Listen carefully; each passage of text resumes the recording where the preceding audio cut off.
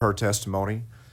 Anyone wishing to testify and or submit written testimony must register using the kiosk system outside the hearing room by 2 p.m. this afternoon.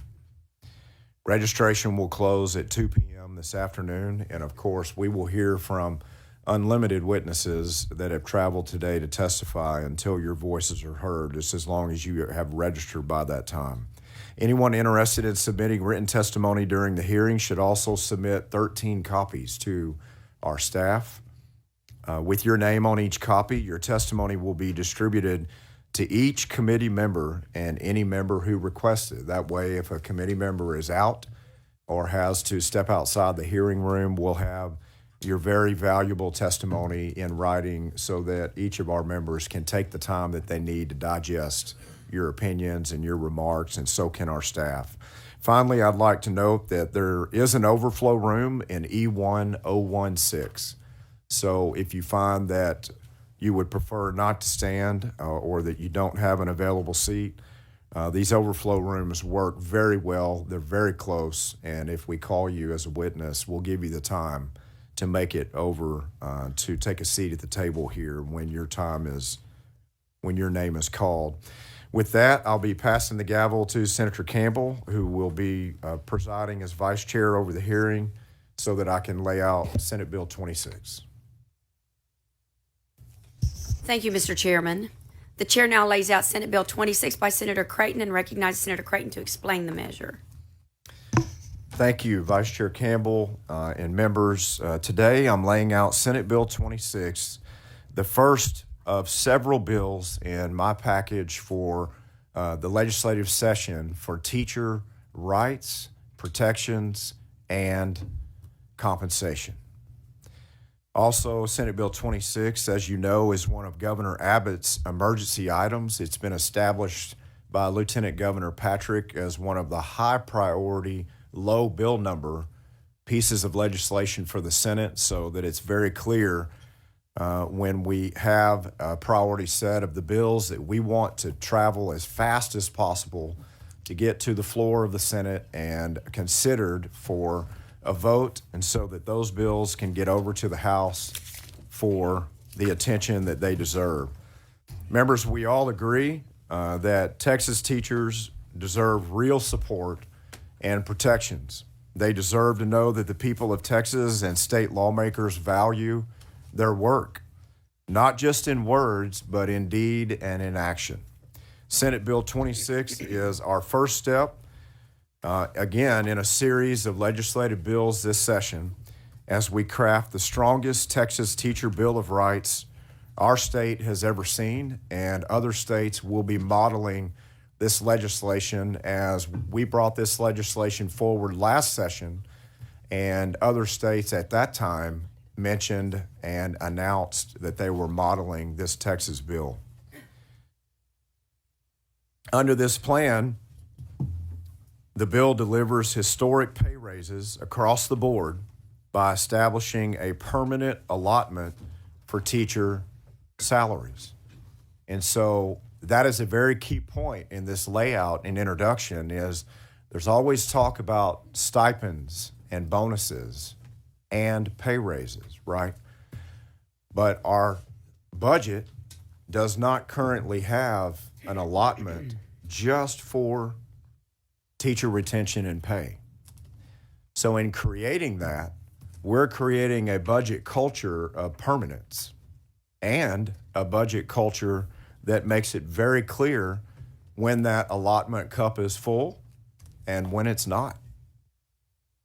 Under this plan, teachers will receive guaranteed pay raises in their third and fifth years of teaching, ensuring that they don't just start strong, but that they stay strong in their careers going forward.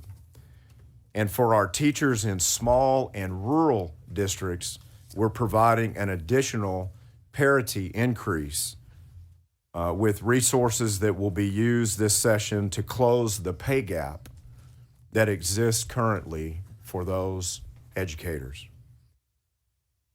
There's been a lot of talk about does the bulk of this historic money, and we can't find that in this millennium and we're searching back decades prior to that, that the state of Texas or any other state has provided this amount of money all together for teacher pay. It's historic. But there's been some concern that all of this money is just for bonus allocations. I want to make clear in our layout today and presentation of Senate Bill 26 that 80% of the nearly $5 billion of historic money is authorized by this bill to go directly for raises to classroom teachers across the board within that eligible framework, right? Year one teachers, they've just negotiated their starting salary and they've just begun, right? And they'll teach into that first year and into the second year. And Texas ranks about 15th in the nation in starting salaries for teachers. But for our experienced teachers, we rank 40th. And we all know at that 60-month mark that we have many teachers surveyed that are making a decision whether or not they feel safe, they have a reasonable learning environment in their classroom, and they're supported by administrators in keeping that, right, discipline, which we have an incredible discipline bill coming this session that our teachers are going to be very, very pleased with, and compensation is obviously got to be at the top of the list because life has to make sense, right? Your heart and your mind and your profession, but also being able to make things work with the constraints and the budgets and how much it costs to raise a family and make sure that bills are taken care of at the end of the day. So 80% of the dollars are allocated out of this nearly $5 billion package for across-the-board teacher pay raises for those eligible teachers. And then 20% of this investment goes towards expanding the teacher incentive allotment, because when educators go above and beyond and they show that kind of performance based on outcomes, and we'll have several tiers to explain to you today on that eligibility. It's very exciting how it's set up. They should all be rewarded. So when TIA was created in 2019, the incentive allotments, that was in 2019, there were 300 teachers in the program. Now there are nearly 30,000. This investment's made it possible for even more high-performing teachers to earn, we said at the time, up to $100,000 annually. Many of them are now over $100,000 annually. And we've got some recalibration in this framework that will also allow what now under Texas teacher incentive allotments is about a third of the school's teachers to qualify. This framework stretches that and moves that and expands it to 50% of the teachers that will qualify in this framework in that given school. We're very excited about that part of it. No state has ever made a teacher pay commitment of this magnitude. We know there are some bills in the session that are not popular. We know some bills are very popular. We would ask you to consider these efforts today and the rest of our pro-public school, pro-teacher, and supports and all personnel in school districts, and certainly as important or most important, our students and their outcomes, to be an incredible focus for the rest of this session, which really has just begun. And you'll be seeing from all of our members on this dais presentations on bills that you'll be very excited about that you may not have known were coming. This legislation for Teacher Bill of Rights is not just about pay. The legislation will provide free pre-K for the children of Texas teachers. I'm sorry, say that again. Free pre-K for the children of Texas teachers, because no teacher should have to choose between their career and their family's needs. And right now, if that pre-K is offered, teachers are charged for those services.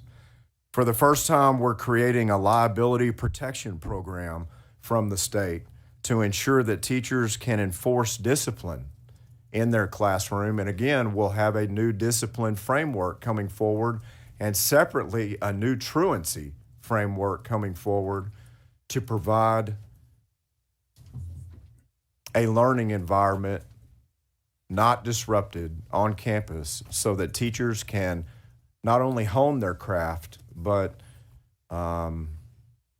excel at what they're doing on that campus day in and day out while they're even in the profession in the first place without constant disruptors. A teacher should never have to choose between maintaining order and protecting themselves. Again, remember, across many of the surveys that we're seeing from our Texas teachers across the state, safety polls as the number one concern. Lastly, this bill creates, again, as mentioned, a new teacher pay allotment. We've removed the constraints on the basic allotment that currently exist that tell districts how to spend the money in the basic allotment. So as we're creating a permanent teacher pay allotment, we call it a teacher pay and retention allotment in the budget that you will clearly be able to see each session. The basic allotment guardrails and restrictions telling districts that are so diverse how to use that BA will come down and be decoupled so that pay to nurses and bus drivers and support staff and all those that are employed by the district, that as we relieve pressures off of the basic allotment by putting nearly $5 billion of compensation in its own allotment for teachers, that basic allotment is freed up without those current guardrails. Governor Abbott's made teacher compensation an emergency item. I believe that's very consistent with all of our members in both parties. The Texas Senate is ready to act swiftly, but Senate Bill 26, again, is just one of several pieces of legislation that will address teacher safety, teacher rights, and teacher compensation. We actually have other bills coming that will be other financial incentives for our teachers as well that are outside of this framework. I'll introduce additional legislation to tackle the challenges facing our teachers, from safety to discipline to contract protections and teacher preparation and support in hearings coming very soon. Madam Vice Chair, I do have a committee substitute. Thank you, Mr. Chairman. Senator Mays sends up committee substitute. We recognize Senator Creighton to explain the difference in the bill. And members, part of needing a substitute is how fast we're moving. Emergency items, we normally have a 60-day pause, and the ability for you to review our bills and for ourselves to review our bills, for our drafters to have time with 11,000 great ideas that will be flowing as bills this session. But we had to make a couple of adjustments. This committee substitute members, going forward, teachers will want to obtain or renew their TIA designation. They will need to demonstrate their mastery through their outcomes with their students, and the schools that they work in, their districts that they work in, will help determine that eligibility framework, exactly how it will work for that particular district. Governor Abbott's emergency item proclamation calls for merit-based compensation programs, not compensation based on national certifications.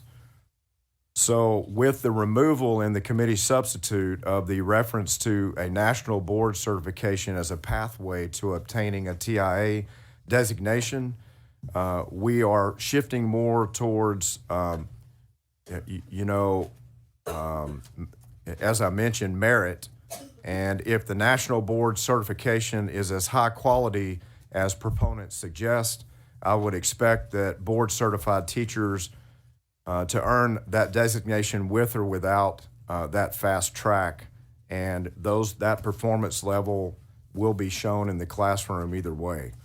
Additionally, we'll have made some non-substantive changes in the language of the teacher retention allotment to the new allotment we're creating to ensure that raises actually flow to the experienced teachers we intend to receive them. And so we're making that very specific on how those dollars flow from that new teacher pay allotment. And no offense, but just to make sure it doesn't end up with administrators or in some other program that's swept from the budget because maybe teacher pay raises already happened at one point or what might be the case. We're very focused on our goal, which soon after this bill and a few others this session, we believe that adjusted for cost of living, we may be only second to New York in America for what we pay our Texas teachers. The future of Texas begins in the classroom, as I've said very often, members. We want the best for our students, and by setting that as a goal, we have to deliver the best for our teachers. And I'm happy to take questions before we get to our very valuable testimony. Thank you, Senator Creighton. First of all, let the record show that Senator Mays Middleton was the one who sent the committee substitute up. Number two, let the committee show that Senators West, Menendez, and Hagenbu are present. With that, members, we have some questions. Senator West. All right, thank you. On page 2 of the committee substitute. Oh, I do. I wanted to adopt the substitute. Okay. Thank you for that. Senator Mays Middleton moves adoption of the committee substitute for Senate Bill 26. Is there any objection to the adoption? Hearing none. The committee substitute is now adopted. Now, members, thank you. On page 2, I guess 3, it says implement for all instructional staff a compensation plan based on performance that. Instructional staff. Mm-hmm. Is there a definition for instructional staff? Yeah, Senator West, thank you for that. We had originally had that as those that provide provide services as a classroom teacher or instructional support in that learning environment. Is that correct? Yeah, if they're providing instruction and assistance in that classroom, they would qualify. So a teacher? Mm-hmm. That's right. So this is synonymous with being a teacher? Correct.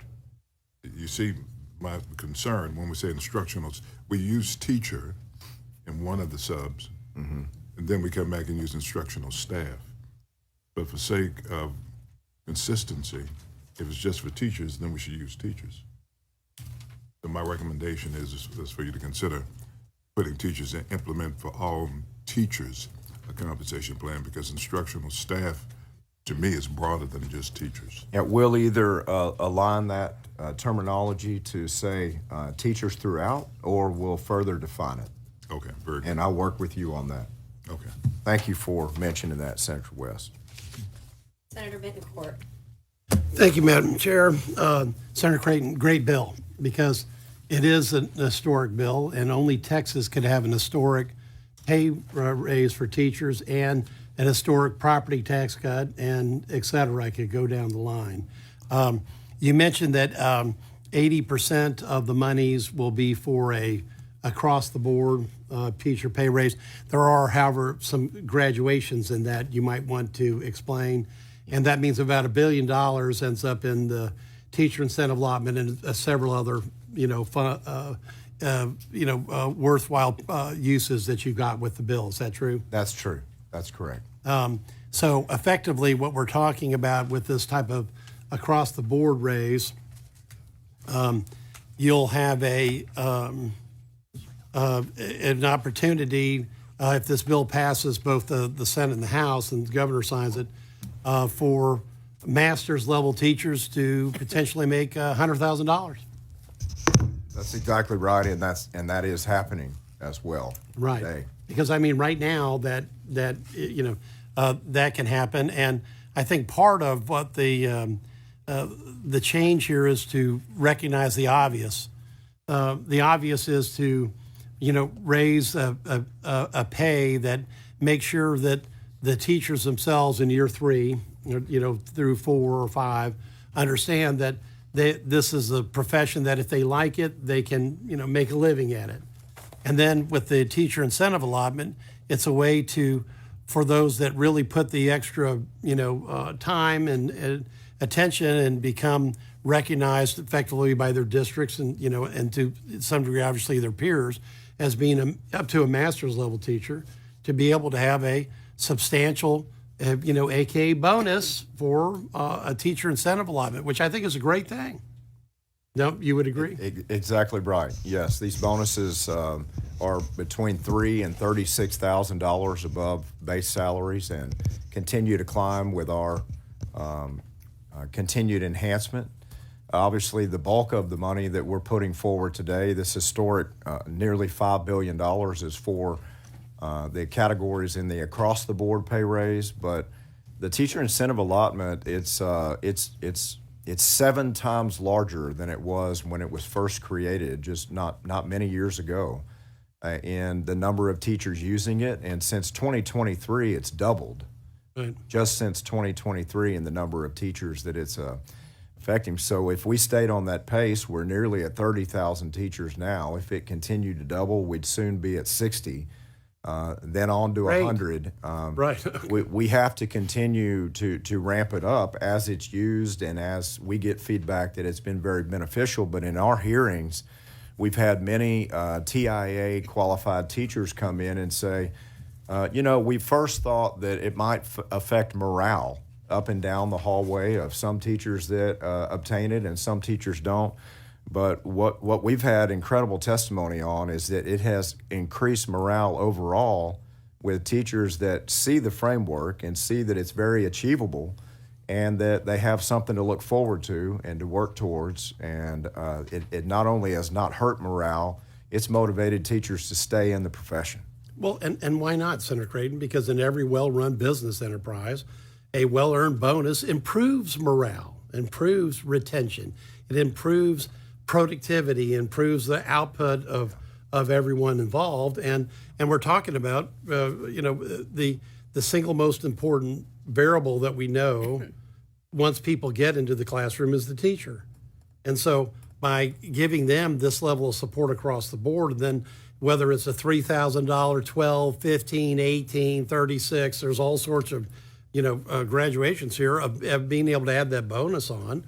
I mean, that's the sign of a well-run business enterprise, the sign of a well-run school system. It's the sign of a state that has recognized the value of teachers in the classroom, and we want to compensate those across the board, but also compensate those up to a master level that are at a level of excellence. That's exactly right. And we'll certainly will have good testimony on that today. We continue to improve and support and enhance the program. Is my mic working okay? Right. Yeah. So as we do, we're working on this because we're listening and we're hearing from our teachers and our superintendents and their organizations of what would be best for a day in the life of. I know the 7 public school teachers in my family, the teachers that are in all of our families, that they are one heck of an advisory committee for us, right? And we hear from the teachers in our district. We walk the halls of our classrooms and sit in these classes and go through a day in the life of and understand the struggles and the feedback and the surveyed sentiment. But this teacher incentive allotment is changing lives and hearts and minds. This is not the reason why many teachers went into the profession, right? But they need support. They need a orderly classroom environment so that they can shine with their own skills on behalf of their students. And they need some pay incentives that will make life make sense, because you have to pay the bills. No matter how much purpose-driven life you have, life is expensive.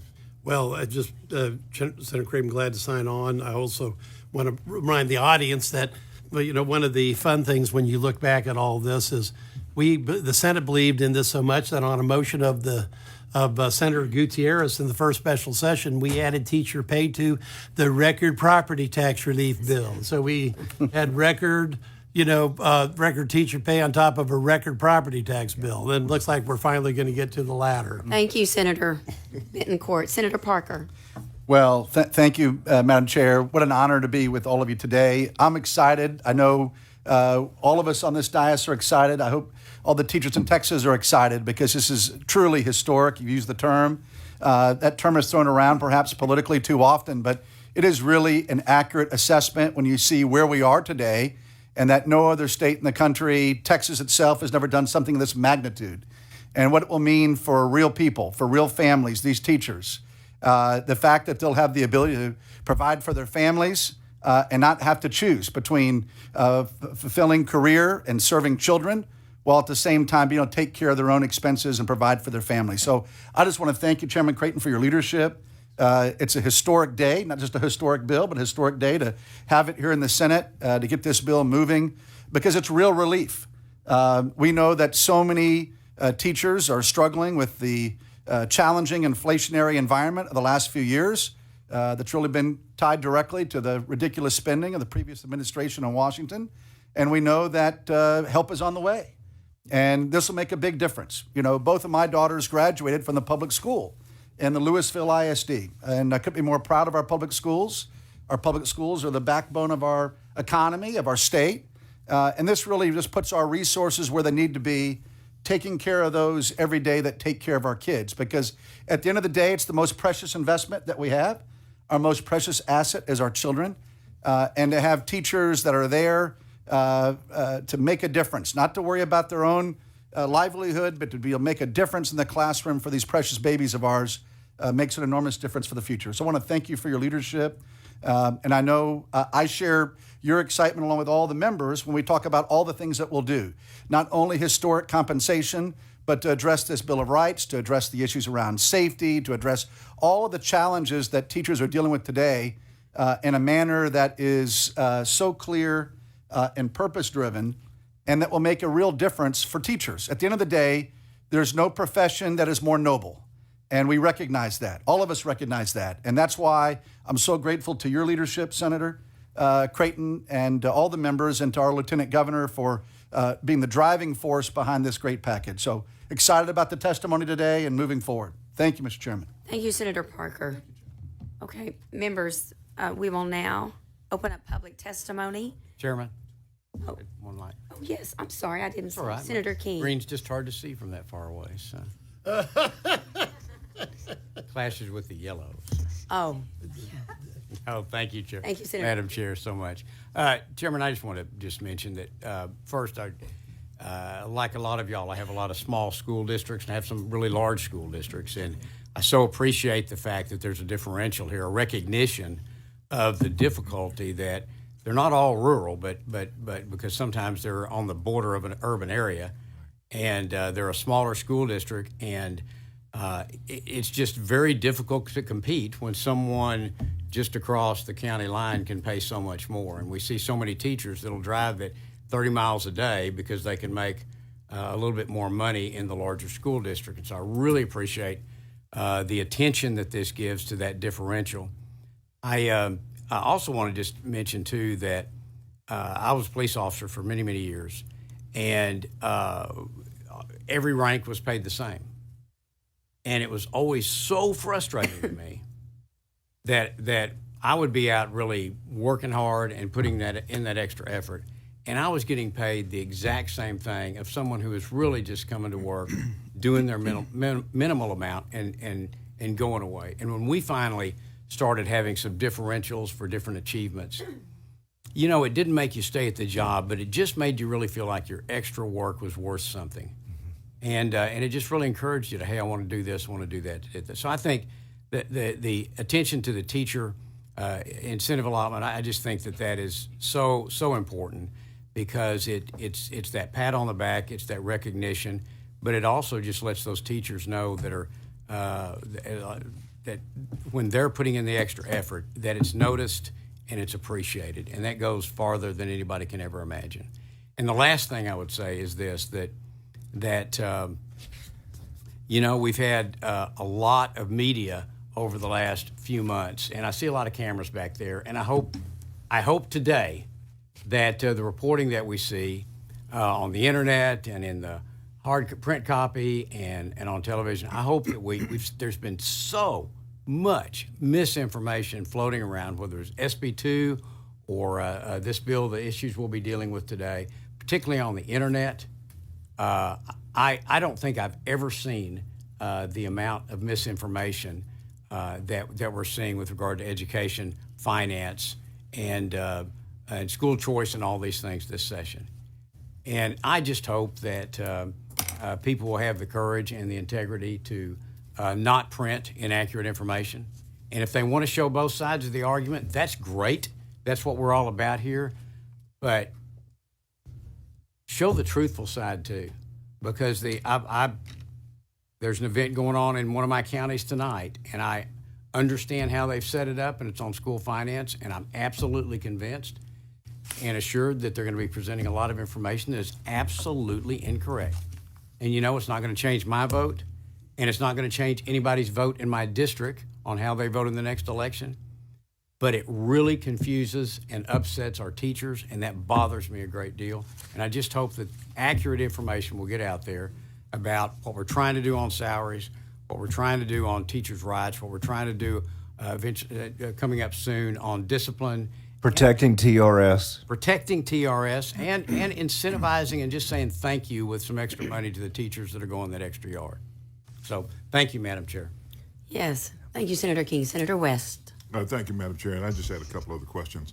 Under the teacher retention alignment, it says that in 2025-2026 school year and each subsequent year, the salary increases will be maintained. That's right. So that means that the state is going to put more money into it to maintain it? That's exactly right. And that's what I wanted to make clear during my layout. Is different than some of our bonuses and increases in the past. We're creating a specific teacher pay and retention allotment. So in our future budgets, it's prescribed what will be filled into those allotments based on this framework, and we would have to take action like in any other part of our budget to change that. So it comes from the foundation school program? That's right. That's where the monies are going to be coming from. Okay. The House is going to go for that? Senator They do if they love their teachers. Okay. All right. Thank you, Senator. No, I'm not finished. Oh, you're not? No, I'm not. When it comes to prohibiting across-the-board salary increases for staff, and we're talking about giving more flexibility to the schools, we also talk about the districts being able to periodically make changes in the salary schedule, which is a great thing, to adjust for significant inflation. Does this mean that a school can implement inflation-adjusted salary increases every year if they want to? The school district can make changes as they choose on how they choose outside of this allotment to allocate their employment compensation dollars.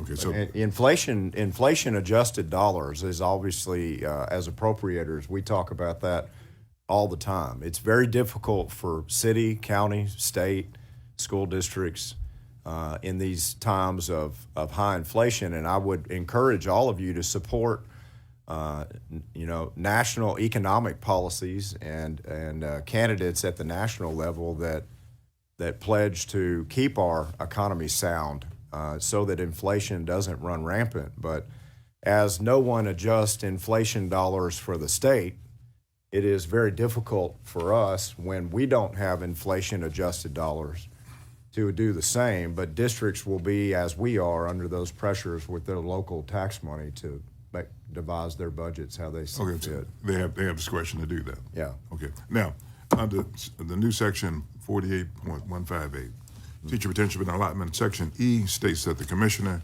should not use revenue a district is entitled to under that allotment to count towards their entitlement calculation for the purposes of recapture. Is that correct? Yeah. Can you kind of go through that? Yes, it's making sure that if tremendous dollars are issued to our districts on behalf of our teachers, that's coming from, again, our new budget culture or a newly created teacher allotment, which I keep saying this is new, but this was the Senate plan that we voted off the Senate floor in 2023 several times, right? We were trying to make sure that our teachers had permanence in what we were doing as a budget culture in Austin and these increased salaries. But that provision that you mentioned, Senator West, makes sure that with recapture and ways that districts receive money and money might be swept to come back to Austin, that nothing in these disbursements for teacher pay have any negative effect on districts with regard to those other school funding formulas.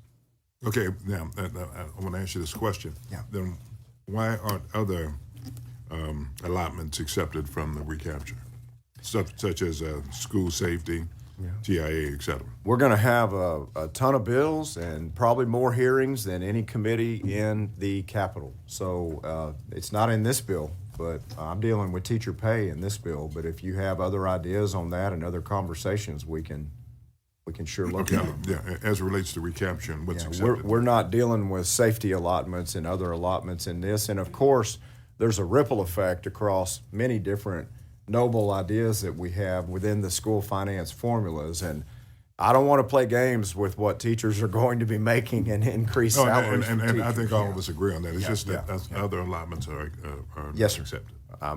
That's the issue that I was bringing up. That's right. This provision protects school districts and makes sure that if they receive new monies from this teacher allotment, that those monies will be uninhibited. So I think that's getting to the heart of your question, and I know you had concerns about how other allotments might have an impact in the same type of way, but all districts, even recaptured districts, receive the teacher retention allotment that we're creating today. Right. And we don't want to have any impact in any regard on well, we can talk about it because I know how those the other witnesses- monies flow. Because I mean, the reality is they also receive these other allotments also. That's right. And they flow and they're not accepted. That's the issue. We can talk about that a little later. Thank you, Senator West. Senator Hinojosa. Thank you, Madam Chair. Great bill, Senator. I just want to kind of piggyback off of Senator West, some of his questions, but just for more clarity. So am I understanding this correctly in that with this new allotment, we're actually also removing the constraints from the basic allotment and allowing more of that flexibility, as I think that was stated?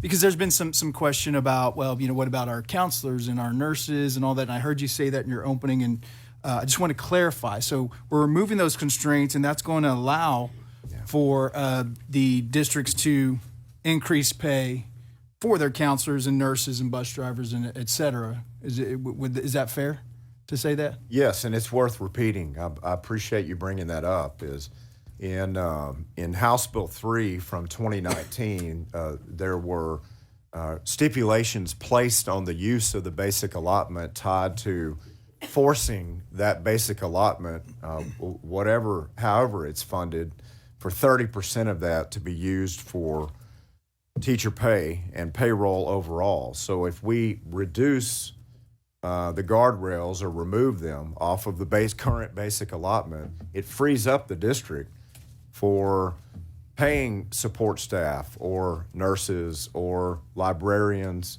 It also frees up the basic allotment with a tremendous burden of billions of dollars of teacher compensation to be found elsewhere in the budget.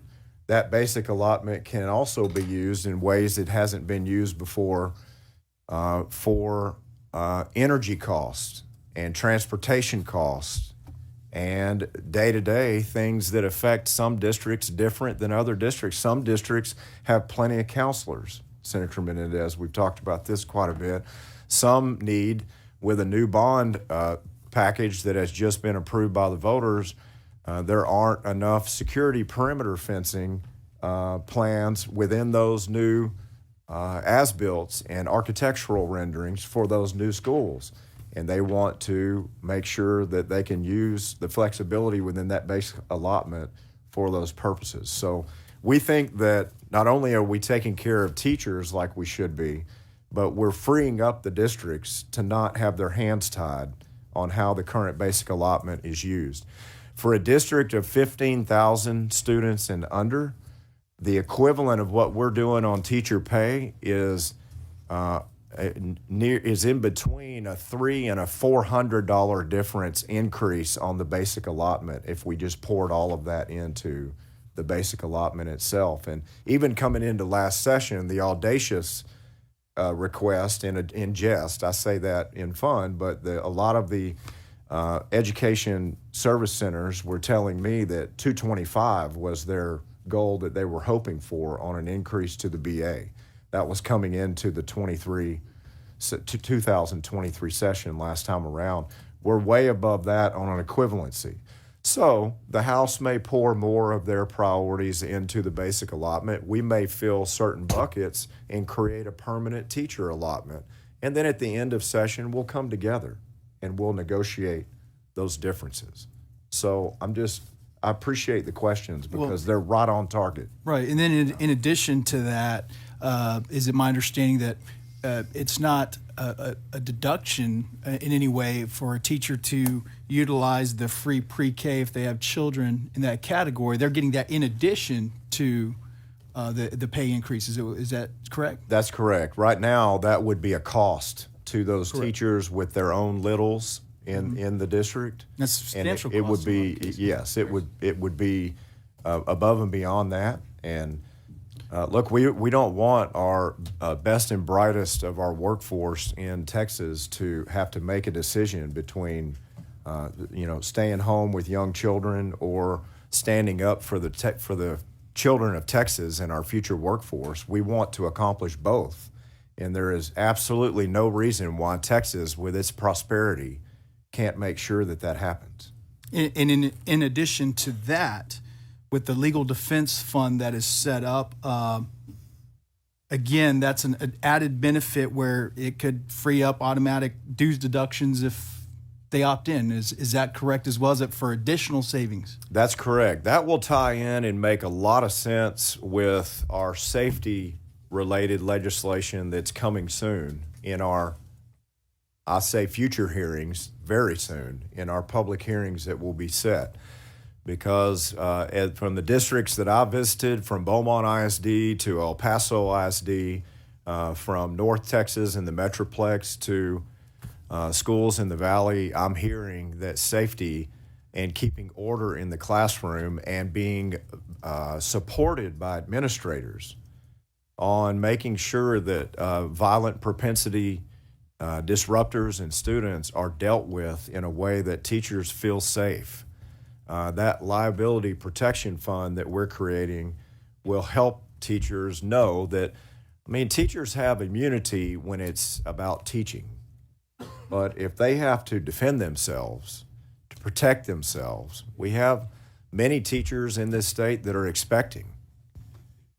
And we have students that are, let's just say, anger management is an issue these days, and we're also investing incredibly in mental health.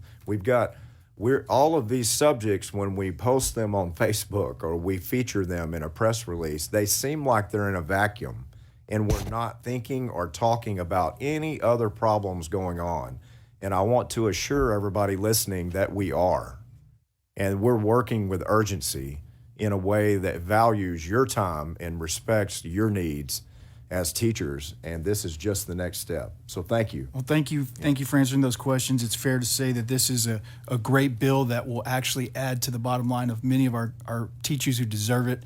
So I appreciate your leadership in bringing this forward. Thank you. Your point, Senator Hinojosa, that it is not only across the board pay raises, but separately it frees up discretionary income by those pre-K opportunities and others is a great point. Thank you. Thank you, Senator Hinojosa. Senator Menendez. Thank you, Madam Chair. First of all, Chairman, congratulations on all the hard work. I don't want to repeat things that have been said, so I just want to, obviously, we all agree that teachers need a pay raise. I appreciate the fact you brought up the decoupling and taking the guardrails off the basic allotment so that, as we spoke earlier, that the school districts can fund other increasing needs. You mentioned power, transportation. We know insurance costs are rising. And obviously the super important parts of taking care of all the other people that you need to run a school, the bus drivers, cafeteria workers, custodians, nurses. And so Very good. What I was confused a little bit about in terms of the Section 3, I didn't understand, and y'all just talked a little bit about the resources, including liability insurance for classroom teachers. I don't understand. So where that came from in terms of what's the purpose of that, because I didn't know if you could just help me with that, and how much is that expected to cost in terms of savings to teachers? What's the purpose of that section? The purpose of the liability protection, Senator Menendez, are just as in our exchange with Senator Hinojosa, as I had just mentioned, teachers don't feel safe. And, straight talk is many parents don't back up our teachers when those parents have a student that's been disruptive or have threatened a teacher. And what is so the they have immunity in regards of their profession and their teaching and their classroom activities from lawsuit. But if a parent doesn't like how their child is being disciplined for being a constant disruptor or a designated violent propensity student, I mean, I'm talking about someone that is physically threatening or will hurl a stapler at a teacher when her back is to the room or his back is to the room. Or there's a confrontation in a parking lot after a basketball game. These are examples I'm bringing up that I've been approached with. This is a precarious situation for a teacher to defend himself or herself, or a coach to defend himself or herself. In Willis ISD, we had a basketball coach attacked in a parking lot by multiple family members on an away game for benching a player that purposefully tried to hurt an opposing player on the court. And that coach was jumped by the family members of the benched player and did not have a chance. And so personally, that is just a zero tolerance category for me. Yeah. And a liability defense fund for teachers being able to defend themselves at it's really not a very high cost to the state. Yeah. And it's part of this package that we're bringing forward on their behalf. Okay. I appreciate that. I hope I answered your No, question. you did, definitely did. And I think we definitely need to do everything we can. And I think you and I have spoken. We know that alternative school campuses currently have limited seats. We need to find better options for kids who are disrupting the classrooms, because we're doing a disservice not just to the teacher but to all the other students who are trying to learn. So we've got to find out some better options in that regard. And I think we have, and we'll be working together on it. I think we have some really good bills coming forward. Senator West has made some great points on this, but DAEP needs to be not a holding area. It needs to be a learning environment. Yes. Well, that's a tough one because there are a lot of different age groups and students in those DAEP areas, rooms, however they're situated and designated. So we're going to continue working on that through this session. The only thing that I would say concerns me that we were maybe not addressing is the health insurance cost. And I know that currently the state's mandated we cover $75 a month, and we've had that for many years. But we had a teacher who apparently her insulin cost alone was about a paycheck and a half just to cover her insulin. Was a young lady, and so It's very real. Very real, very high, and I would love to work with you on what we can do. I appreciate what you've done, and we've got to do more for them. And I'm just concerned. I didn't know on the liability on that Section 3 if this had other intentions, but I appreciate this protection of the teachers and the coaches. Well, thank you, Senator Menendez. And what's exciting for our teachers is we're not just talking today in this nearly $5 billion of compensation and pay increases about the entire picture. So to Senator Menendez's point, we have $500 million in the Texas budget separate from this nearly $5 billion we're talking about today that will offset the rising cost of health insurance for our teachers and cap those increases at 10% or less. Right. So the Texas Senate is putting over $8 billion of new money into public education this session. It is normally $2 billion of new money. Will be north of $96 billion total for public education, divided across 5.4 million students. That's over $17,500 a student. So we are really coming forward with an incredible, historic package for our Texas schools and our teachers leading the way. And, you know, keeping our best and brightest teachers will be absolutely tied to our students having the best opportunities for strong outcomes for the future. Thank you, Senator Menendez. Yeah, absolutely. Thank you for answering the questions and for your hard work and your commitment. This is a good day. Thank you. Thank you, Senator Menendez. Senator Middleton. Thank you, Madam Chair. Senator Creighton, thank you for bringing this bill. And I'm glad we brought up the insurance portion of it here because, you know, and we've got other bills related to classroom discipline and, you know, being able to make sure that teachers have the tools they need to remove violent students that are disrupting learning in the classroom. But I do hear it a lot where they're afraid they're going to get sued for just doing their job, right? And we're hearing them with this. We hear you. We want to solve this. And the state is going to step in and provide this insurance and be able to work with them to make sure it covers them for holding these violent students accountable, right? Because that's the concern that they've got is that they're going to get sued if they just keep order in their classroom, right? Yes. And a teacher shouldn't have to go through that. They shouldn't have to feel that. So we've got their back with this, and thank you for putting that in there because we're going to make sure we have their back with insurance. So we need to make that point clear. But on TRS, you know, we've heard a lot of misinformation and lies out there that the Texas Senate has a plan that would defund TRS, which is complete baloney. In fact, we're doing the opposite here. So SB 26 increases teacher salary, right? And so whenever we do that, that requires the state to put more money into TRS, right?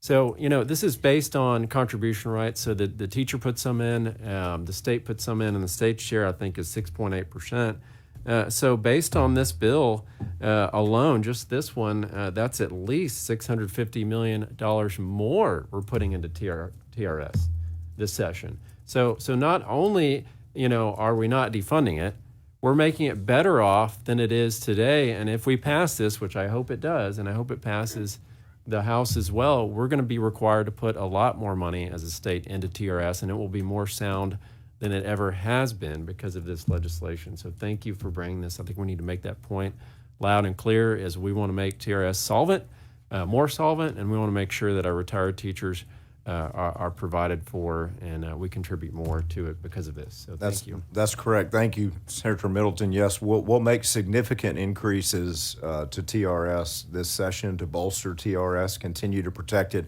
TRS testified in Senate Finance last week. There was no impact to TRS whatsoever by Senate Bill 2 on the limited number of education savings accounts we were passing. I think there was some concern there. So not only is that not an impact, we're bolstering TRS just like we did with the COLA increases last time around and the insurance level up on cost and other things. Thank you for mentioning that. Thank you, Senator Middleton. Thank you, Senator Creighton. Senator Hagenbu. Thank you. I just want to thank you also for and commend you, Senator Creighton, and the rest of the folks who've been working on this for some time. Just as I've studied this bill, I've been impressed by the magnitude of it. You know, we're going to basically from $2 normally billion to $8 billion, so 4 times the normal amount. Mm-hmm. So really, I think putting our money where our mouth is here, doing this, and I appreciate the effort in that. And then as I've studied it and talked to my schools and things, it's obvious you've taken a lot of input from schools and teachers. Yes. It's hard to get everything everybody wants, but a number of the things that I think are important to them. And so a school district's going to get basically an increase in the teacher allotment, which takes teacher pay from $2,500 up to over $10,000 increase, right? Yes. Depending on the size of the school.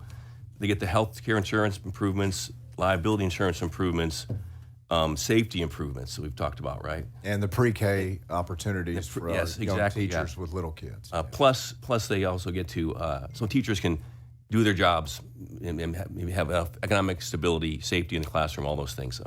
And then the incentive program, which you're going to enhance as well.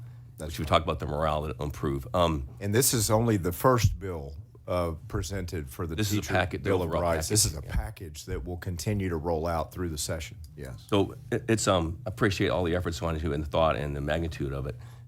Question on one specific question, and I'll be brief and finish so we can get on with the hearing is on the incentive increase. Some of the schools I've talked to, I was talking to one yesterday, was concerned that they have this feeling that if you take the incentive increase, you're not able to give a basic sort of cost of living increase to teachers. Now they'll get that this time because of the teacher allotment they're putting in, but I think they're thinking future years. But is that the accurate? You can't be enrolled in the incentive program and also give your other teachers like a cost of living increase. I don't think that's accurate, is it? That's not accurate. Okay, all right. No, those are mutually exclusive from one another, and how teachers consider pay and compensate, how school districts consider pay and compensation for all of their personnel is separate from the participation in the TIA, teacher incentive allotment bonus structures. Very good, thank you. Thank you. Thank you, Senator Hagenmu. Any other questions? I don't see any more green lights. So with that, and I would say, wouldn't think it difficult to get support for school choice or a raise. I mean, you just cognitively wouldn't think that'd be difficult. Okay, the chair now opens up public testimony. We'll call up invited witnesses first. The chair calls up Jeanette Ball and Ben Mackey. As you make your way forward, I'd like to take this time to remind everybody on the panel to state your name, who you represent, and your position on the bill. You will have 5 minutes if it's witness invited testimony. And members, let's reserve our questions to the end of the panel, if that's okay. And with that, let's see, I think I called Ben Mackey first. Go ahead, or Jeanette, doesn't matter. Go ahead, Ben. Thank you so much. Thank you, Chairman Creighton, honorable committee members. It's a pleasure to be with you here today to testify for Senate Bill 26 and especially speak to the teacher incentive allotment portion of this. My name is Ben Mackey. I'm the executive director of the Texas Impact Network, which is a nonprofit joint venture of Educate Texas and the Commit Partnership. Let me have you pull your mic up. Oh, okay. I was told not to touch the mic, so Well, I got it. I'm telling you, you can. Thank you, Go ahead ma'am. and just move it in so it's comfortable, but we do need to hear it. Absolutely. Thank you. And let's just restart the clock, just for you, so you can start over. Go. Wonderful. Thank you so much. My name is Ben Mackey. I'm the executive director of the Texas Impact Network, a nonprofit joint venture of the Commit Partnership and Educate Texas. And our organization exists to turn good public policy that is passed by this body into strong implementation across Texas. And we had just that opportunity to do this over the last 5 years with the Teacher Incentive Allotment Program. I think most of you all know Teacher Incentive Allotment was originally passed by the 86th legislature in House Bill 3 and really created this opportunity for school systems to really stabilize their effective teacher workforce and earn student outcomes behind it. And we have seen just that across the state of Texas over these last 5 years. So again, the two big components here was that teacher incentive allotment allowed districts to identify their most effective teachers and then compensate them so much more, especially in high needs areas, rural school systems and school systems with higher levels of poverty. When you look at what's happened, and you have some slides if you wanted to follow along with me, but what we have seen over these last 5 years is explosive growth in terms of TIA systems. Starting with a handful in the first few years, today we have 597 different districts covering all shapes and sizes across Texas that are currently in process or implementing a teacher incentive allotment system. That's covering 69% of Texas students are in a system that has some level of TIA. And what we're seeing is it's having drastic impacts on our teachers and our students. To Chairman Creighton's point, nearly 30,000 teachers are designated as TIA teachers. Those teachers are earning more than $290 million for their school systems, at least 90% of which goes directly into educator salaries, which is exactly what this conversation has been about so far. But when you take that a step further, because it's not just about the money, it's about the impact that it's having on the profession and students, we see that this bill is having its intended consequences. One of the intentions here was around how do we make sure hard to staff schools, rural and high poverty schools, are actually seeing an increase because of this. Currently, when we look at the 597 systems, more than 300 of those systems are either small or rural school systems that are doing this work. And we see that designated teachers from this program are teaching at campuses with higher rates of poverty than the state average. The average designated teacher teaches on a campus with a 75% of students from economically disadvantaged backgrounds versus a state average of around 66%. More than that, and most powerfully, designated teachers are being retained in their districts at significantly higher rates when we look at this. More than 88% retention rate for designated teachers versus 80% for non-designated peers. And all of this is incredibly meaningful to the education and the teacher profession, but take one step further, and we are actually starting to see this impact student outcomes. Recent research out of Texas Tech that looked at early adopters of this program has found statistically significant differences in English and math outcomes for students and in districts that are doing teacher incentive allotment, showing that not only are we successfully identifying these teachers and compensating them more and they're staying, they're actually closing the gaps that we talked about. Schools that are doing this are actually seeing less pronounced gaps from COVID-19, which is exactly what this legislature had in mind when it set this originally. And so we're super excited about that. Now turning our attention to Senate Bill 26 and this body stands to be able to make a massive investment to continue this growth because there's a lot of work to be done here. When we look at this program, statewide, the success speaks for itself. Additionally, a recent poll found 87% of Texas voters also want to see this type of compensation continue. And I want to draw your attention to three major points that we are very heartened by in this bill.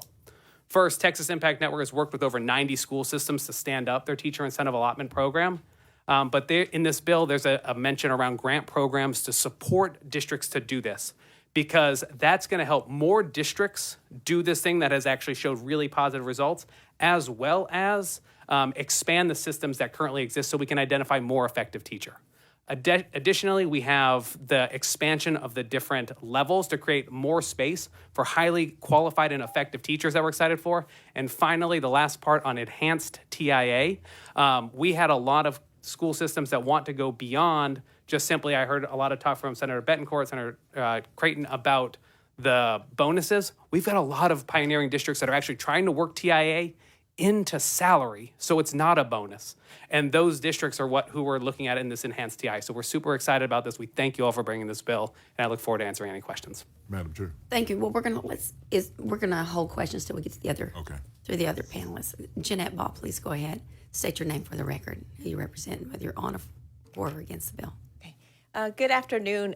Thank you so much for having me here. My name is Jeanette Ball, and I'm the superintendent of Southwest Independent School District. And I'm certainly in favor of TIA because I have seen the significant changes that it has made. Many of you probably don't know, Southwest ISD has 15,000 students. 18% of them are bilingual students. 20% are special education students. So our district, like Southwest and many others, need good teachers in our classrooms each and every day. And through strategically staffing with TIA, we've been able to have great teachers in our classrooms. So we started this process almost 3 years ago. 3 years ago, we started looking at data. We started with a very transparent process of getting community input, getting stakeholder input, meeting with our teachers, with our business and finance, with HR, and truly looking at developing a process as to how would we be able to compensate our teachers for all the great work that they do. I want to first start off by thanking the great teacher that I had, because of her, I'm able to sit here and be the superintendent and be here. But through this great teacher, I saw her struggles.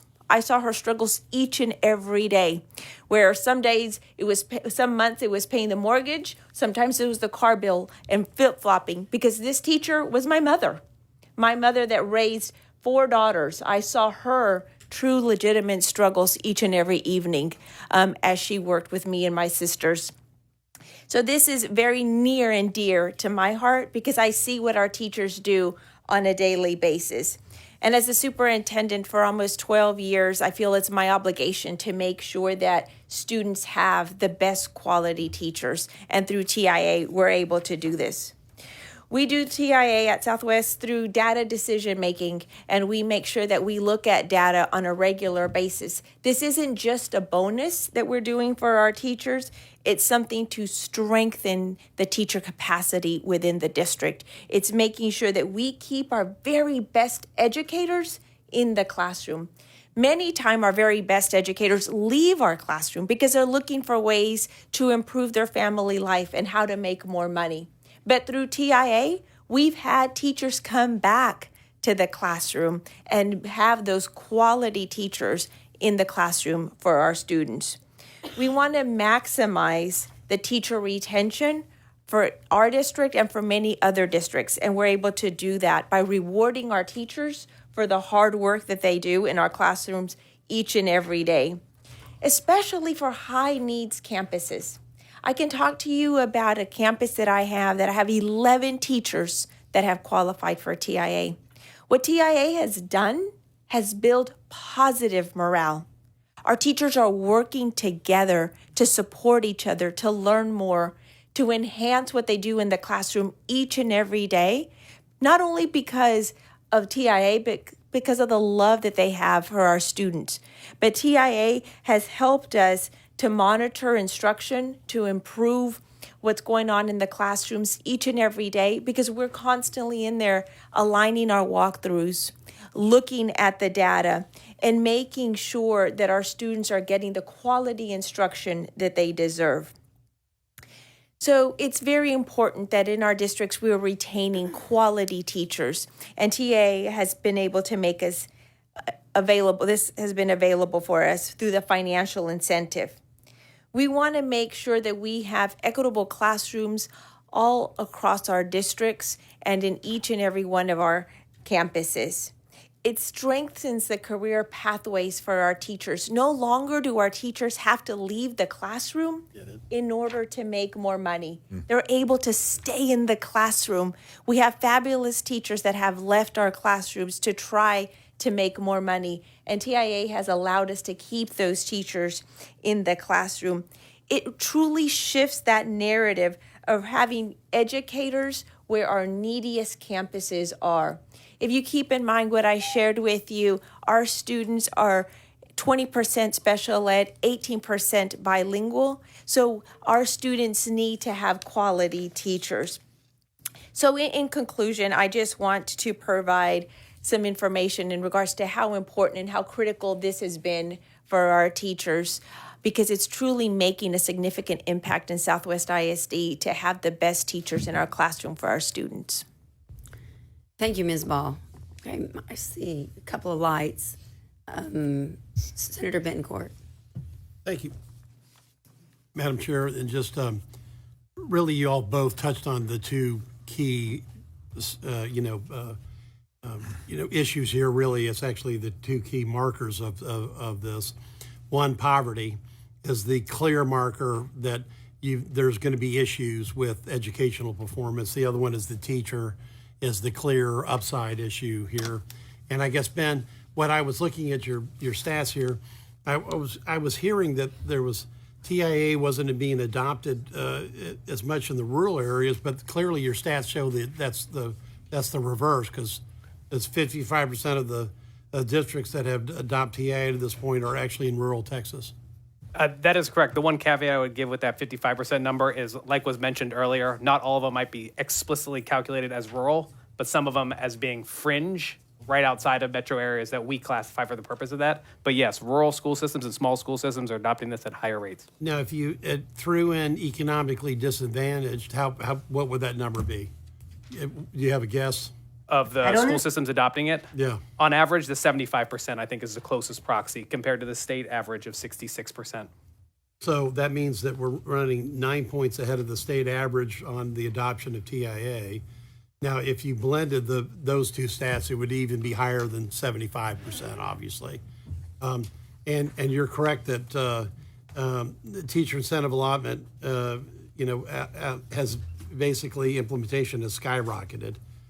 Because we're now, well over nearly 600, LEAs that have adopted it. Yes, sir. And are there any other comments you want to make that you didn't have time to on? I would say it's been really interesting to watch this work unfold as we've worked with districts. There was questions about the beginning and worries about what it could happen. But as soon as we see districts start to do this, other teachers say, well, how do we now get this to include more teachers? How do we get this to include art or special education? That might not be the first step.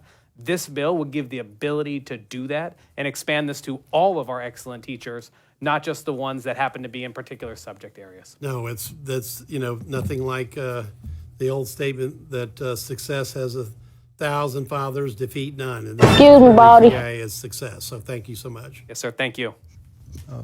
Senator West.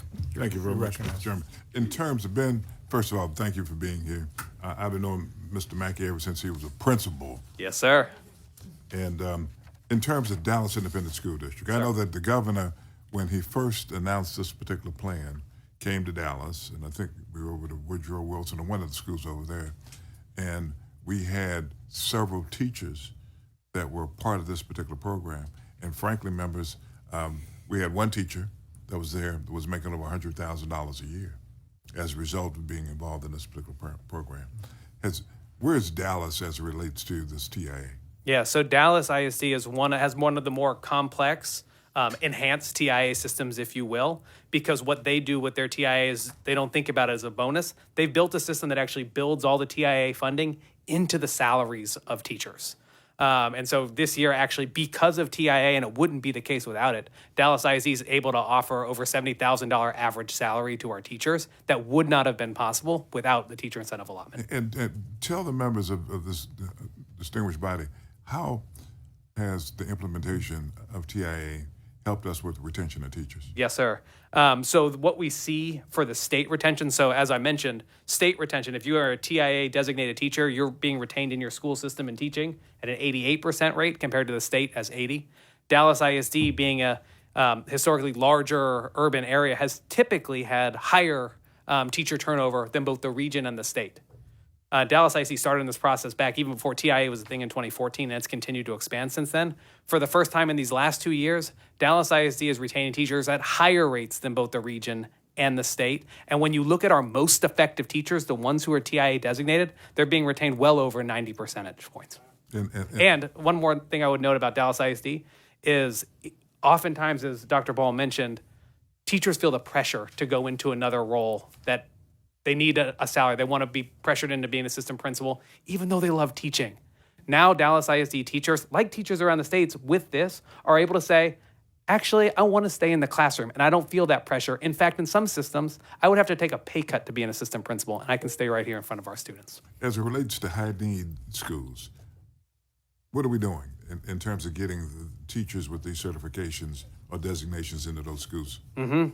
Districts are approaching this in a myriad of different ways, but this allows the flexibility to be able to, just on the surface, based on what this body did when they set this, is if I'm a teacher and I'm a designated teacher in a lower high poverty school, my bonus, if I were to move into a school with higher poverty or a rural school that typically are harder to staff, on the surface, I would get an increase based on a multiplier with this.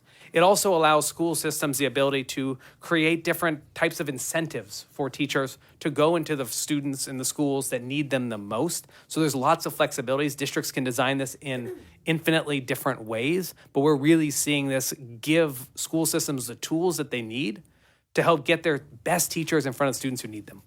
Okay, Mr. Chairman, I want to ask the author one other question.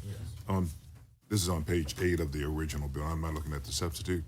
On line 8, yes, under D, how does it says that the high needs and rural factor is determined by how does these dollars figure into teacher compensation?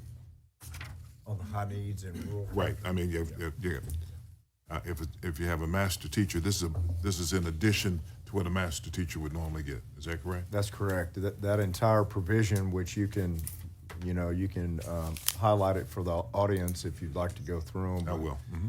But let me do it before you. It's significant. It's significant.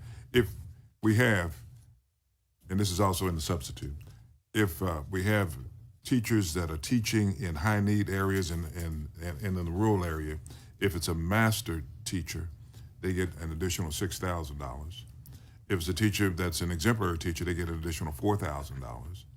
If it's a teacher that is recognized, they get $2,500 and $1,500 for each acknowledged teacher, national board certified teacher, above and beyond what they would normally get for the designation. So this is truly a bill that hopefully everyone will get behind. Ben, how do you feel about this bill? I think this is a strong bill. I think it does what we need to do for our teachers, and not only for the teachers, but most importantly for the students that they serve, because it is showing the impact on student outcomes as well as teacher retention and teacher morale. Thank you. Thank you, Senator Madam West. Chair. Thank you.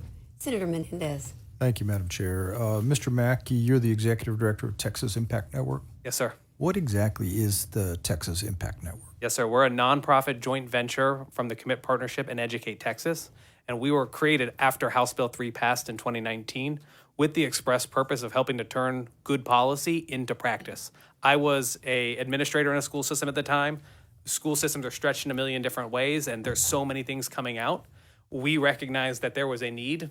Policy is only as good as how it's implemented. And so it's our role to take great policy that comes out of this body, identify school systems that are saying, raising their hand, saying, I want to do that, I just might not have capacity. And we help support them over that time. So we help 90 districts plus actually implement their TIA system. And our hope in that is to both learn what works so we can come back here and share with you what's happening, but also raise any policy or legal improvements that can be made to bills that you all could consider. So you assist school districts. You have 90 school districts you're currently working with?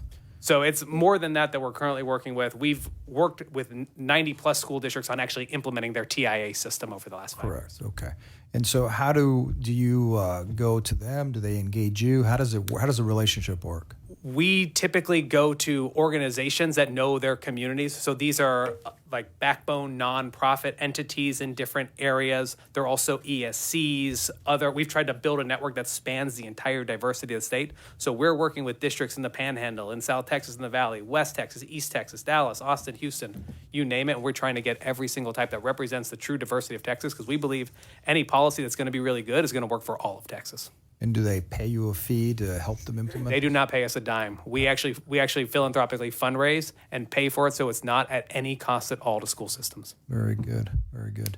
We'll appreciate that. Thank you for your testimony and for that, Dr. Ball. Thank you for being here and the work you do. I remember you well from the good work you were doing at Judson Independent School District, and congratulations now at Southwest Independent School District. Dr. Ball, you were mentioning that you have a very high percentage of special education and bilingual or English emergent, correct? Correct. So I've heard from other superintendents, they're having trouble filling those slots. Are you having trouble as well?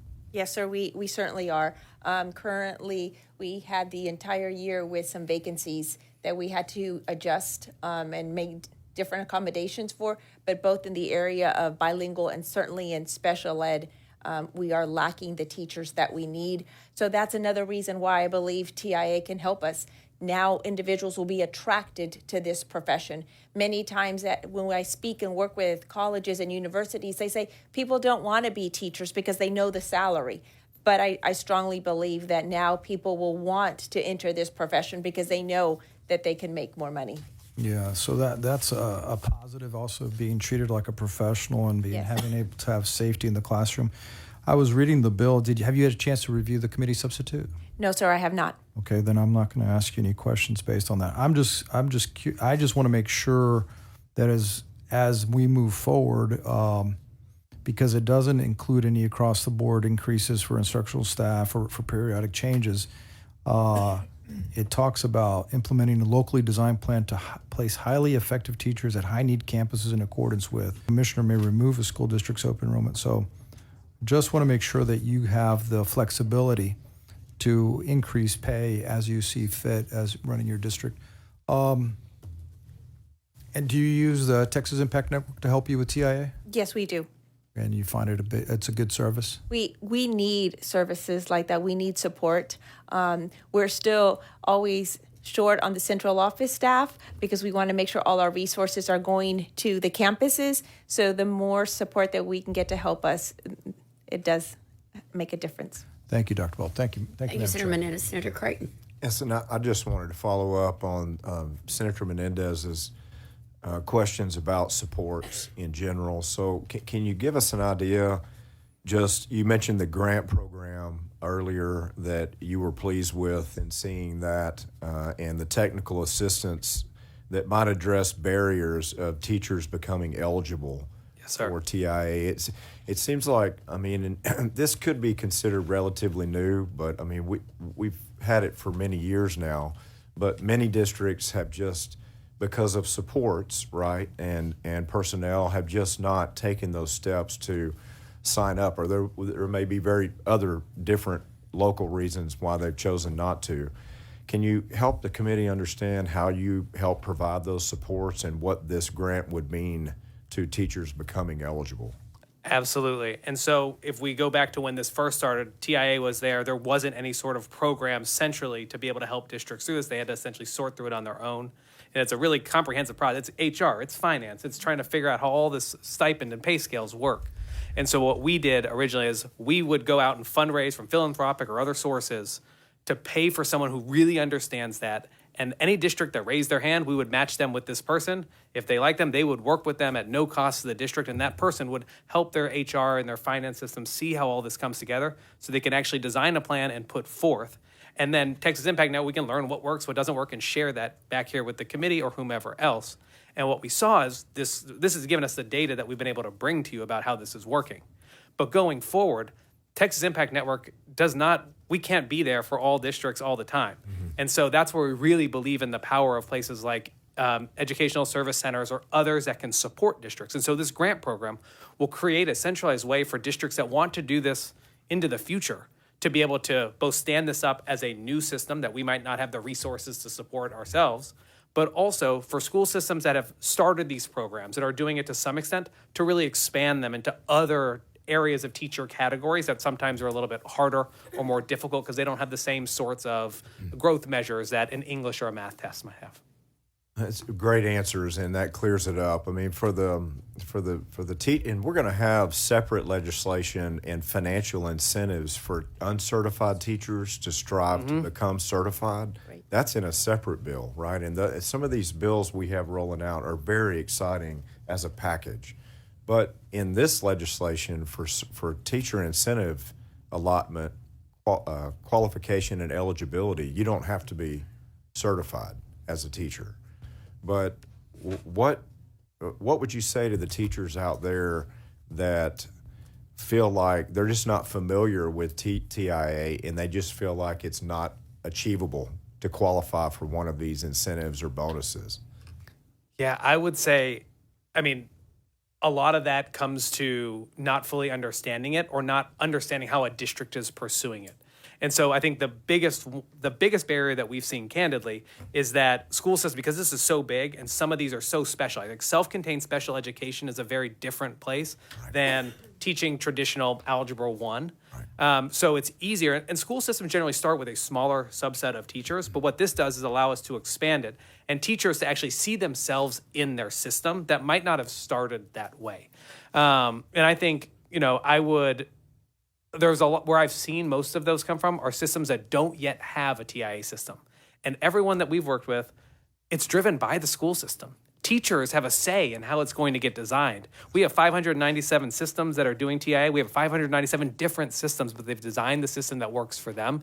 And I think when teachers see their role in that and actually realize that teacher voice is paramount to designing these systems, they start to say, oh, this makes a lot more sense and I see my way there. I think that's a very important point that you just made, because without being familiar with teacher incentive allotment, incentives and bonus structures, or if the district hasn't yet applied, many teachers in that district may convey a message that it's just not something that would ever be realistic to help them, and it really is.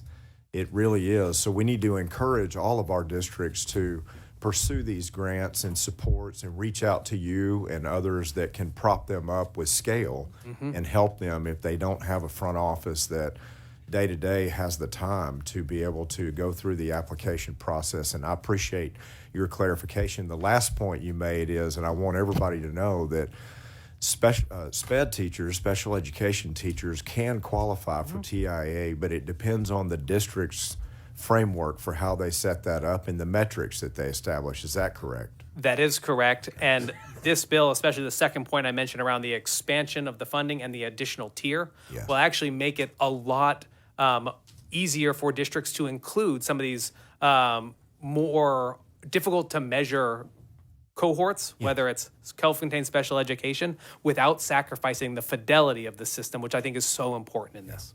Well, that's a strong point, and it's certainly a point that my niece would appreciate as a special education teacher in South Houston. And I think that it's important for all of us to make sure that those that spend the time in our special education classrooms, number one, to see a bill from us this session that funds special education with the highest priority, and then separate that if we offer incentives, that those teachers also are part of the conversation and benefit from it. Thank you for that. Yeah. Thank you. Thank you, Madam Chair. Senator Menendez. Follow-up question. I met recently with a teacher from a small coastal school district, and she was telling me that they rejected TIA because they felt that it was putting them in competition with each other, and that they didn't like the idea that some would get paid, some wouldn't get paid more, and that they needed everyone to get some increases in pay. So first to you, Dr. Ball, this seems to me, especially with the decoupling of the basic allotment and taking the guardrails down, that if we put more money into the basic allotment and you don't have the guardrails, that you'll be able to take care of everyone in the school, not just TIAs. Do you see it that way? Because what I hope that every school district sees the ability to implement this, and everyone feels that they can be valued, and those who want to take advantage of the TIA do so. Can you elaborate? Sure. What I have seen through our implementation of TIA is teachers truly coming together.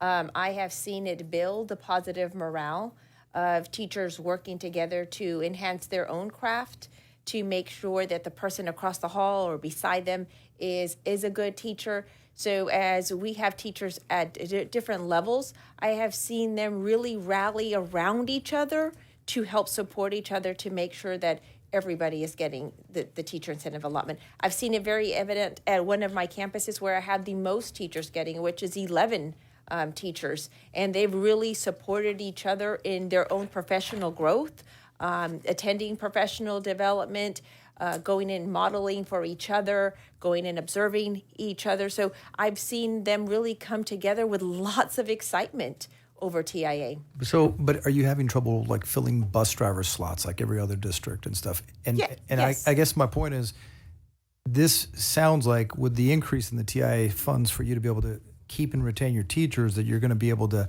take the basic allotment and use that to raise the incomes for the other people that you have to employ. Right. We're always looking at the salaries for all our employees.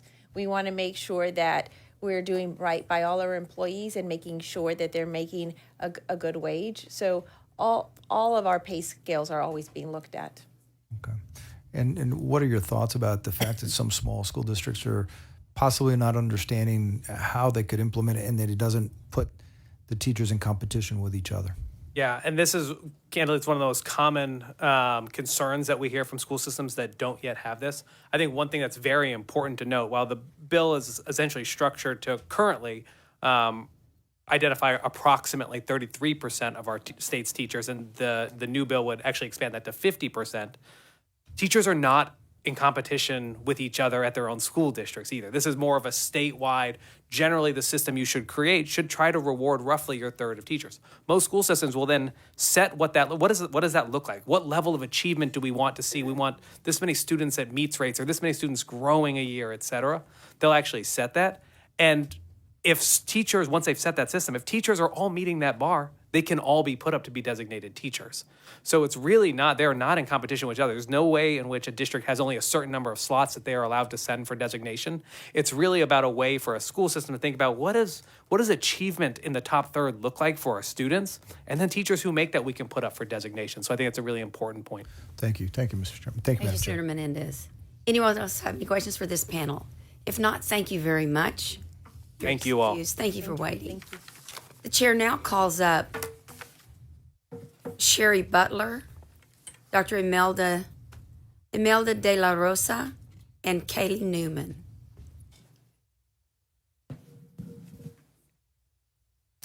Ms. Butler, will begin with you. And a reminder to everyone, you've got till 2 o'clock to register if you want to give any invited testimony. Any public testimony. All right, with that, go ahead, Ms. Butler. State your name for the record.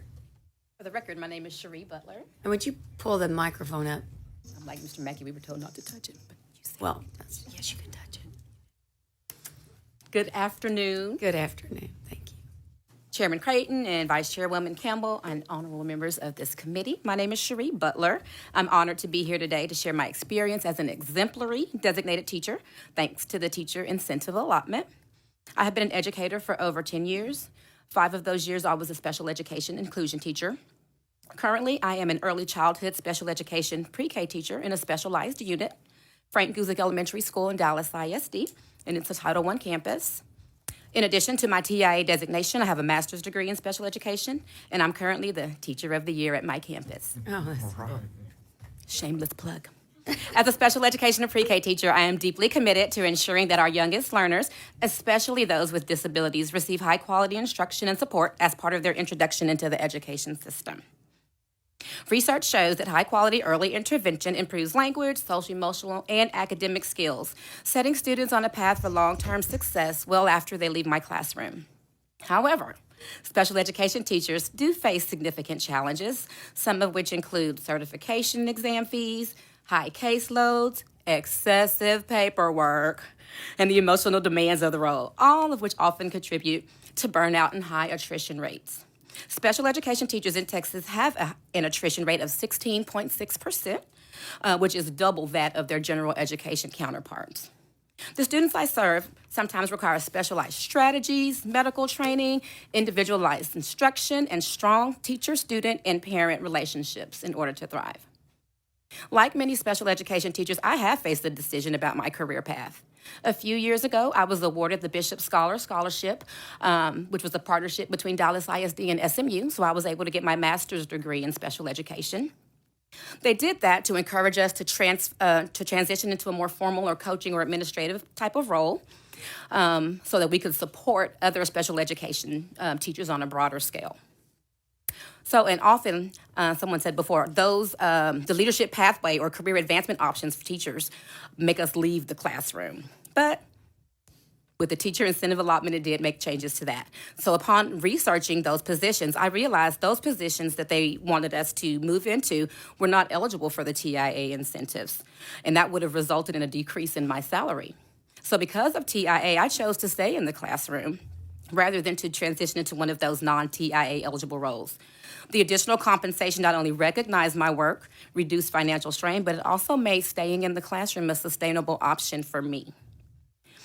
TIA enabled me to work directly with my students, to mentor new teachers, and to advocate for early intervention services, all while receiving the financial support that reflects my impact and my contribution to the profession. Without such incentives, many highly skilled special education teachers might feel compelled to leave, exacerbating teacher shortages in this critical area across Texas.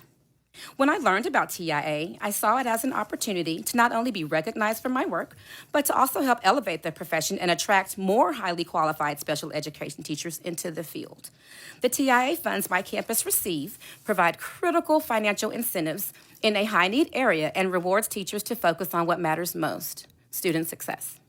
In Dallas ISD, the district has worked to create a structured, transparent pathway for all teachers, regardless of their assignment or content taught, to be eligible for TIA designation. They provide targeted training to help teachers meet the performance metrics, engage in clear feedback, and support learning goals, as well as create peer mentors that can assist to support other teachers on their designation journey. I am so proud to be a TIA designated teacher, and I'm grateful to be a part of Dallas ISD that has a local designation system that includes all teachers. In closing, I would like to share that the teacher incentive allotment has made me a better educator for my students by rewarding me for taking on leadership opportunities, contributing to the profession, and engaging in lifelong learning. I continue to find ways to improve my practice. The system recognizes my dedication to high-quality teaching and reinforces my ability to make measurable impact on student outcomes. Investing in effective educators, especially in high-need areas like special education and early childhood education, ensures that students receive quality instruction and that teachers are valued and compensated for their expertise. I urge you to continue supporting and expanding the TIA program so that more teachers and students can benefit. Thank you for the opportunity to share my story today. Thank you very much, Ms. Butler. All right, Dr. De La Rosa.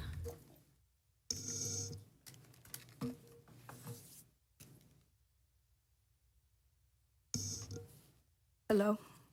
Go ahead. Yes, please pull the mic closer. All right. My name is Dr. Imelda de la Rosa. I'm representing myself, and I'm testifying on the bill. Good afternoon, Chairman Creighton, Vice Chairwoman Campbell, and honorable members of the committee. My name is Dr. Imelda de la Rosa, and I'm honored to be here to share my experience as an exemplary designated teacher via the Teacher Incentive Allotment. This is my 22nd year as an educator, and I currently serve as an 8th grade science teacher at Salvador Garcia Middle School, a rural campus located in Rio Bravo. Rio Bravo is a unique community, a small town with a population of under 5,000, spanning less than a square mile. Nestled near the Rio Grande, it offers a close-knit environment where the river is just a short walk away.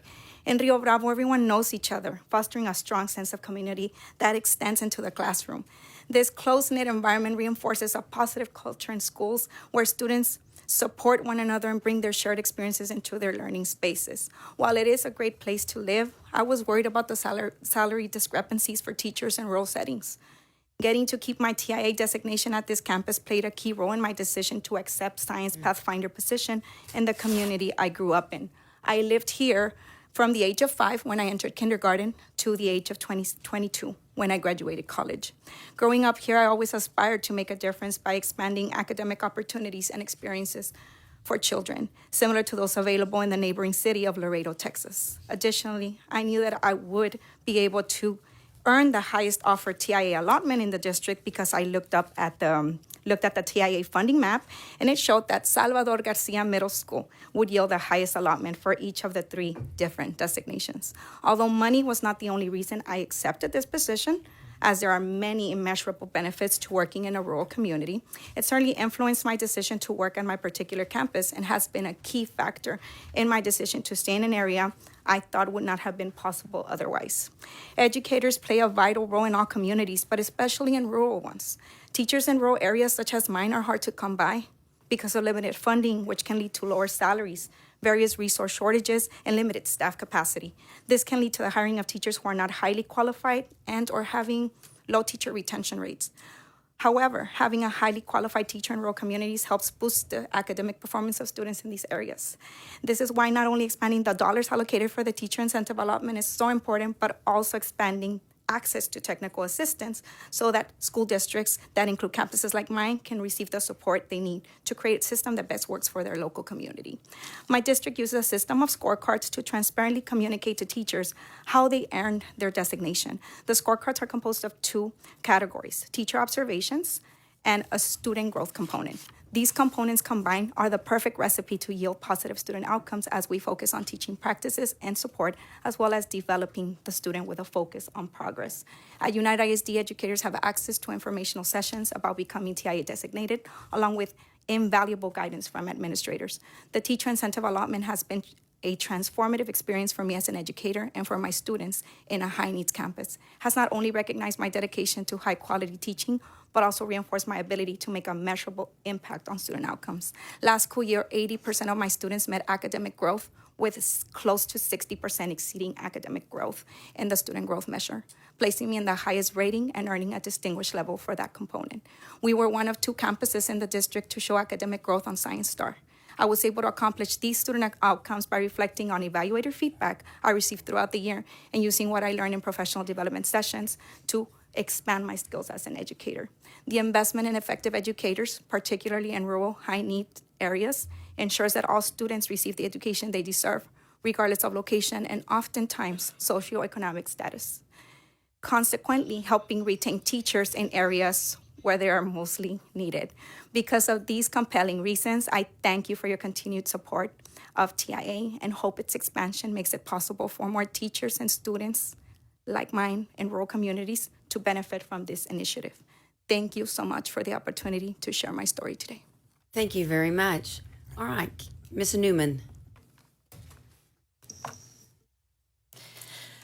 Good afternoon, esteemed members of the Senate Committee on Education. I'm honored to be here today to speak on Senate Bill 26. Thank you, Senator Creighton, for the invitation.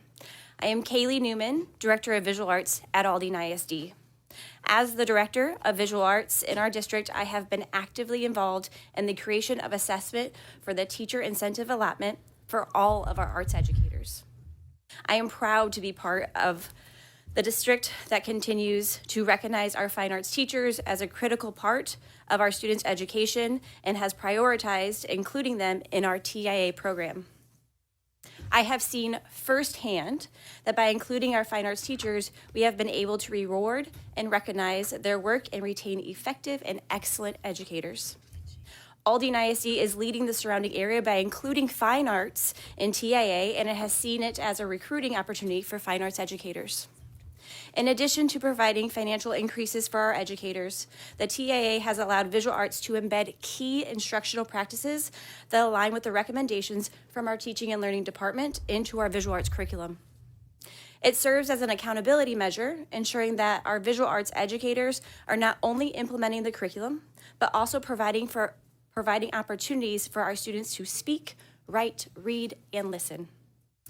Aligning our assessment for visual arts to the Texas Essential Knowledge and Skills Foundation was essential and included 1.A, identifying and illustrating concepts, 1.B, understanding and applying the elements of art, 1.C, understanding and applying the principles of design, and 1.D, discussing expressive properties of artworks.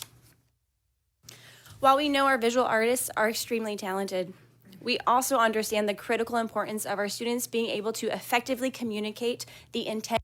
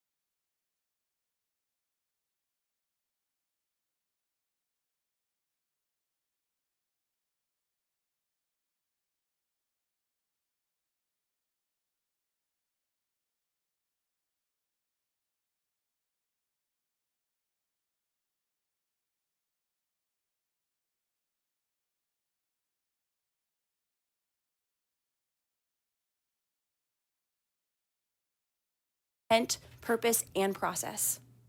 Students are showcased in the community throughout art shows, artist statements, and at home. While the instructional focus on visual arts curriculum, our students are able to compete at higher levels in scholastic art and writing contests. In fact, we have art students who earned gold and silver keys in writing and art every year. And this year we had 59 awards in the scholastic art and writing competition. We had 13 gold keys, 19 silver keys, and 25 honorable mentions. Additionally, our high school visual arts advanced placement students continue to submit portfolios and earn credit for college. AP Visual Arts is a rigorous course with expectations for students to analyze, experiment, and create cohesive art portfolios.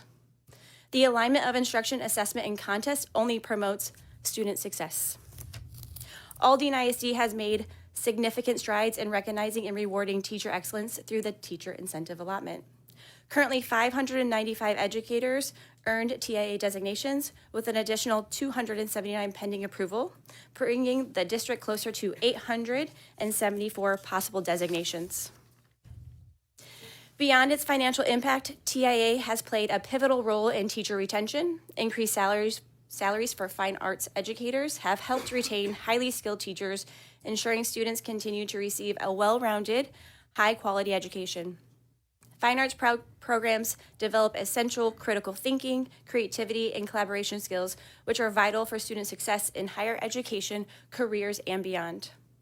The success of TIA and Aldine ISD serves as a model for how strategic teacher investments can drive both educator retention and student success. Thank you. Thank you very much, Ms. Newman. Members, at this time, are there any questions for Senator Menendez? Madam Chair, I just want to take a sec to thank the three of you. I want to thank the chairman for inviting y'all. What an incredible cross-section, Dallas, Rio Bravo, and Aldine, which is outside of Houston, if I'm not mistaken, right? Correct. And then having in a visual arts, that all of you are, what an incredible example of the talent that we have in our public school system in Texas. And so appreciate y'all being here and what you do. And it's evident that the public school system in Texas is not broken. And I appreciate y'all. Thank you. Thank you, Madam Chair. Thank you, Senator Menendez. Members, any other questions? If not, thank you so much for testifying today. Appreciate it. We appreciate it a lot. Okay, we're going to now, members, move on to public testimony. Registration has closed for public testimony. To register for it.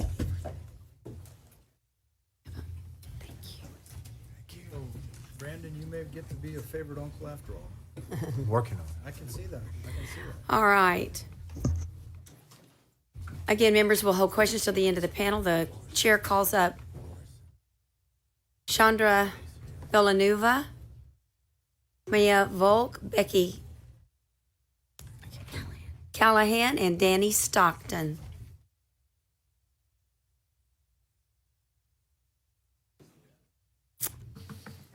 So, are you Danny Stockton? Yes. All right. So again, we have Chandra Villanueva, may have messed that up a little bit, Mia Volk, and Becky Callahan. In case someone is setting an overflow, we'll give it a minute for them. But why don't we go ahead and start with you? Absolutely. Now, I'll remind you, you've got 2 minutes. Please state your name for the record, on, for, or against the bill, okay? Absolutely. You'll see green light will come on. A yellow light will come on when there's 30 seconds remaining, and red light will come on when your testimony is finished. Absolutely. Thank you. Go ahead. All right, thank you. My name is Danny Stockton. I'm the Chief of Staff for Plano ISD. I'm also here representing the Texas School Alliance, and we are testifying for Senate Bill 26. So Texas School Alliance is made up of the 49 largest districts, and we educate collectively among those 49 districts about half the kids in our Texas public schools. Plano ISD is one of the largest districts in the North Texas area. So as I mentioned, we're here to testify for Senate Bill 26 because it provides substantial raises for over 2,500 teachers in Plano ISD, which is about 78% of our educators. That it's going to raise the average pay in Plano ISD to more than $70,000, up from $66,000. And by creating a standalone allotment, as has been mentioned, it's going to represent a commitment to teacher pay in the state of Texas on an ongoing basis. That's going to help make a significant impact on our ability to retain teachers, especially our experienced teachers. The bill is also going to help more school districts like Plano ISD, and we're currently creating our local designation system, take advantage of the teacher incentive allotment, and make TIA available to more teachers than ever before. As the commissioner mentioned yesterday in the House Appropriations, research is clear that performance-based pay doesn't improve individual employee quality, but it does help us retain our highest performing teachers and incentivize them to teach at campuses with the highest needs. I do want to note that the bill doesn't provide funding for raises for teachers with 1 or 2 years of experience, and we want to retain them as well. To get to 3, 5, or 10, we have to keep the ones who are at 1 and 2.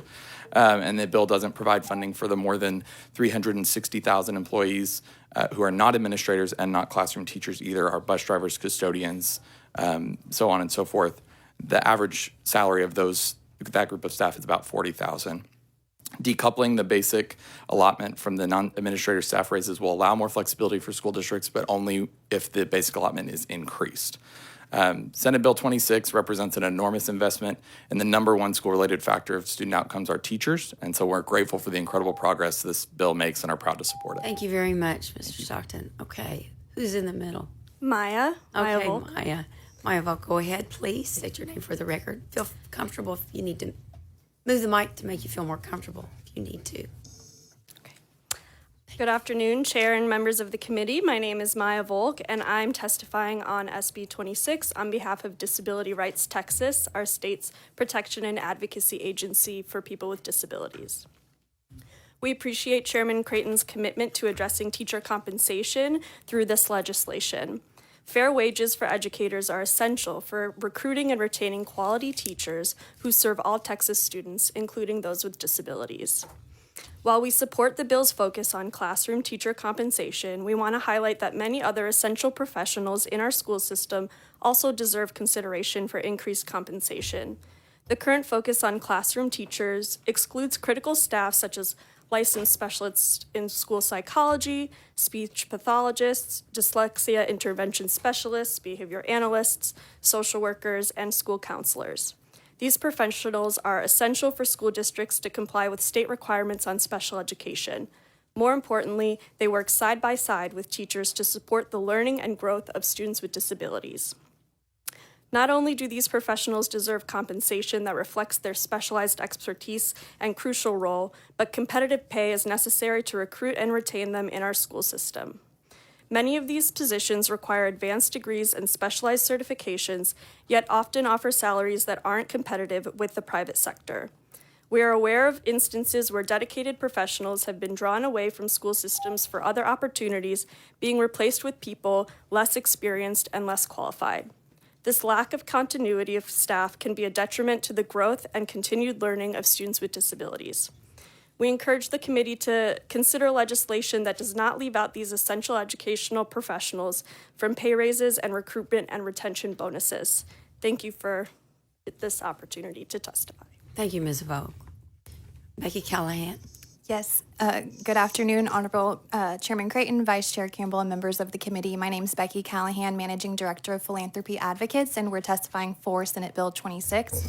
Philanthropy Advocates brings together nearly 60 grantmakers across Texas who are working to improve outcomes for students and advance lifelong economic mobility.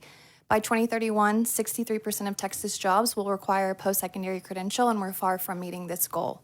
Equipping students to compete for jobs of the future requires a strong teacher workforce of today. With over half of first-time teachers entering the profession with no training and high attrition rates in recent years, Texas has a recruitment and retention problem. To address this challenge, SB 26 creates a new teacher retention allotment to provide salary increases to experienced teachers. This allotment begins when new teachers are most likely to leave the classroom and also when they're most likely to become really effective teachers. SB 26 also includes continued investments in the teacher incentive allotment, which has proven to help retention of top talent. We appreciate that SB 26 expands technical assistance strategies. Y'all have already heard today around that importance of technical assistance so that school districts can implement the teacher incentive allotment. We've seen this is really important with rural schools. Texas Philanthropy, since the passage of TIA in 2019, has been investing in technical assistance, and we're excited to see the impact and power of the state behind that strategy as well through SB 26. We appreciate the opportunity to testify on this bill, to ensure the teaching profession is attractive for future teachers and effective for students. Texas must enact policies addressing preparation, compensation, and supports, and this bill is an important step in that comprehensive approach. So thank you for this bill, Chairman Creighton. Thank you very much. Chairman Creighton. Yes. I wanted to mention, Mr. Stockton, we've been in meetings together. It's Absolutely. been great working with you, and I've appreciated your feedback and not just on these subjects, but other subjects as well that we're working on bringing forward as policy for the session. So you mentioned it's an exciting update on the overall salary that Plano ISD will reach, and you mentioned that the average would rise from $66,000 to just over $70,000. Is that what you said? Yes, sir. Okay, that's correct. Very exciting. And so I know that, and I also want to thank you for registering in support of the bill. We're very excited about all of these measures, and we want all of our stakeholders to be equally excited. The mention of raising the basic allotment, I know that the House and the Senate will have somewhat of a different plan on that, but for Plano ISD, really what we're doing is the equivalent of a $350 increase on the basic allotment, where most ESCs coming into 2023 were asking for $225. It will be significant to relieve the district of the incredible numbers that it would take to lift all of your classroom teachers with salary increases so that you can focus on energy, transportation, and support staff, bus drivers, nurses, librarians. And so it would be very difficult for us to have the most historic pay raise in Texas history and significantly raise the BA. But hopefully it relieves pressure from the district for you to use that BA for all other categories. Is that fair to say? It absolutely does. And to the extent that whatever amount would be needed to provide this type of raise, whatever amount increase in the basic allotment, you wouldn't need nearly as much in the basic allotment to address those other topics because of this.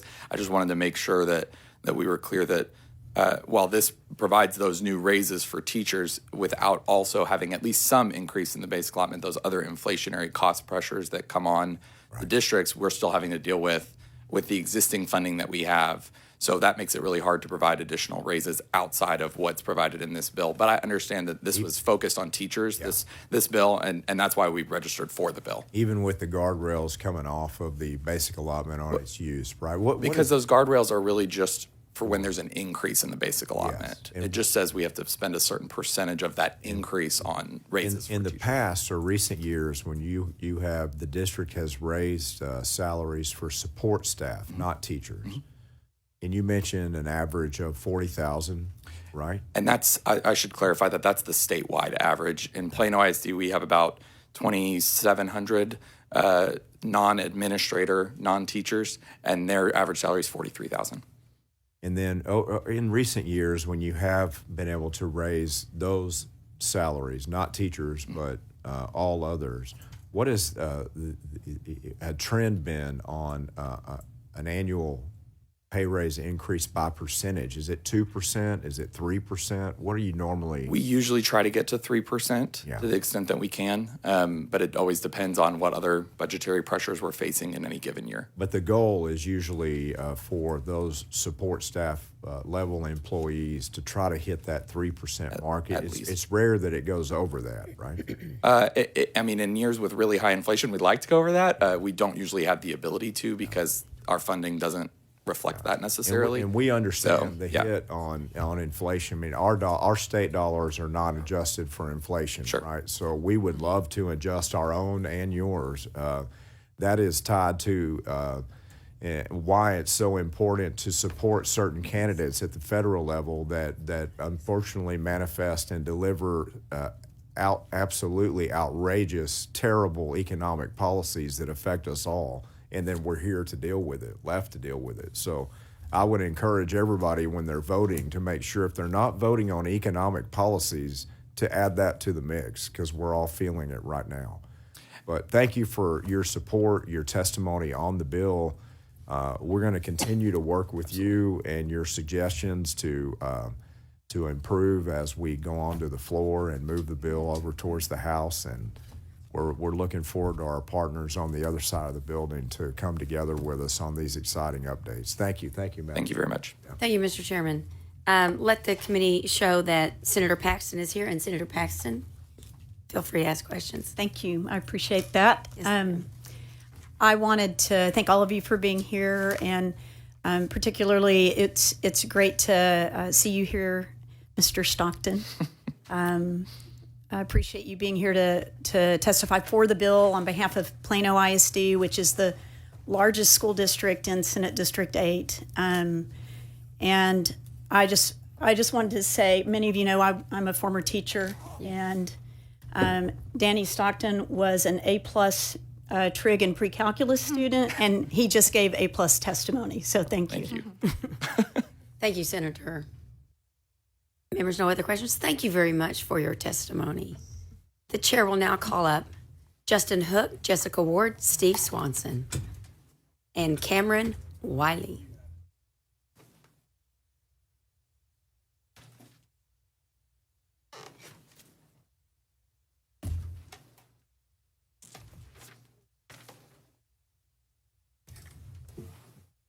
Okay, well, who's at this end? Cameron. All right, Cameron, let's go ahead and have you start. Okay.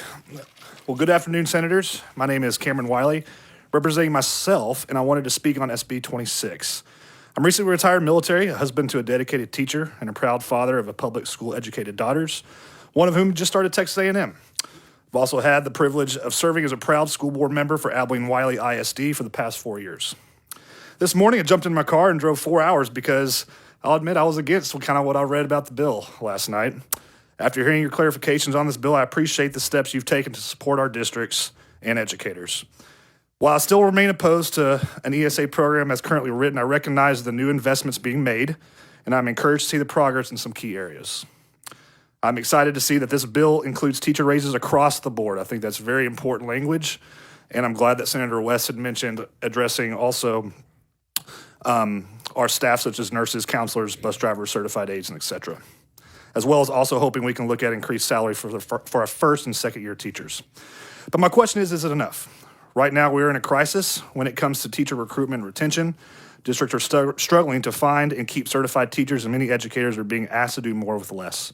A raise is necessary, but is it truly enough to make the teaching profession sustainable and competitive? I'm also encouraged to see additional discipline measures being considered. Our teachers need the ability to maintain a productive learning environment so they can focus on what they do best, teaching.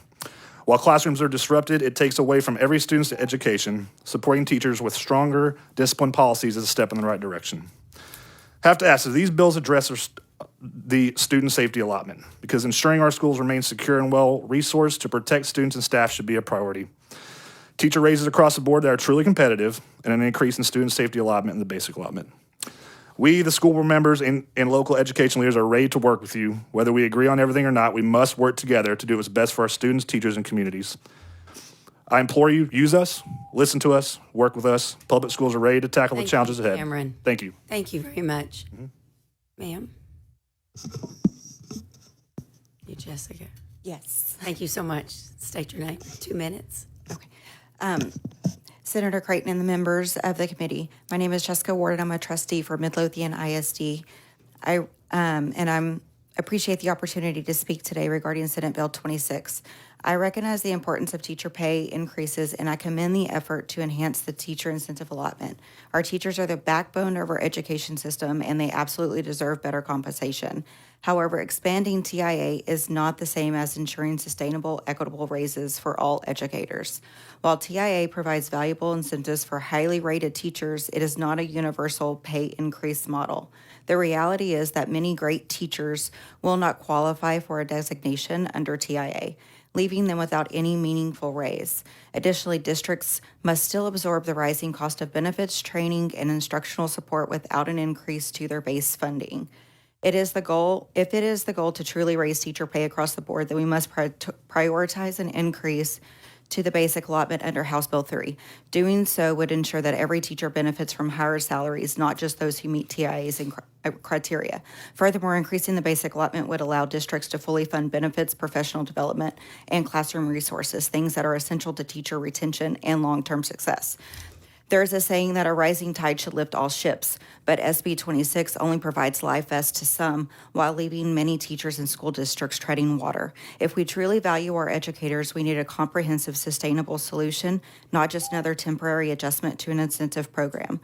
I urge you to prioritize increasing the basic allotment, ensuring that teacher compensation is embedded in a stable, long-term funding structure rather than one that depends on state-controlled designations. Let's make sure this rising tide lifts all teachers and schools and not just for a few. Thank you very much for your time today. Thank you very much, Ms. Ward. Go ahead. So I'm Justin Hauk. I am on SB 26, and I'm going to take my title back of shortest testimony ever. Senator Creighton, you and Senator West basically made the point that I wanted to make, which is the definition of a classroom teacher is vague. So you guys need to examine that. My suggestion would be to align with language in SB 2, section 21.358, 482. And my second point would be for the committee as a general, but specifically to Senator Betancourt, consider examining property tax relief for teachers and school employees, either through full exemption or a reduced burden percentage during fiscal analysis. Thank you. Thank you very much. Madam Chair. Senator. Yes, thank you. Appreciate all of your testimony. I just wanted to remind the committee, just as a reminder, that this is the first time in Texas history in our state budget. The House has never done this. The Senate's never done this, to create a permanent teacher pay allotment that will be very clear, transparent. Couldn't be any more sunshine on it in our Texas state budget going forward for prescribed pay raises that are set. And so I certainly respect any testimony to the negative, but I just want to make sure if it's for the reason of it being temporary or only for some, 1/7 of this never before dedicated almost $5 billion. No state in America has ever done it.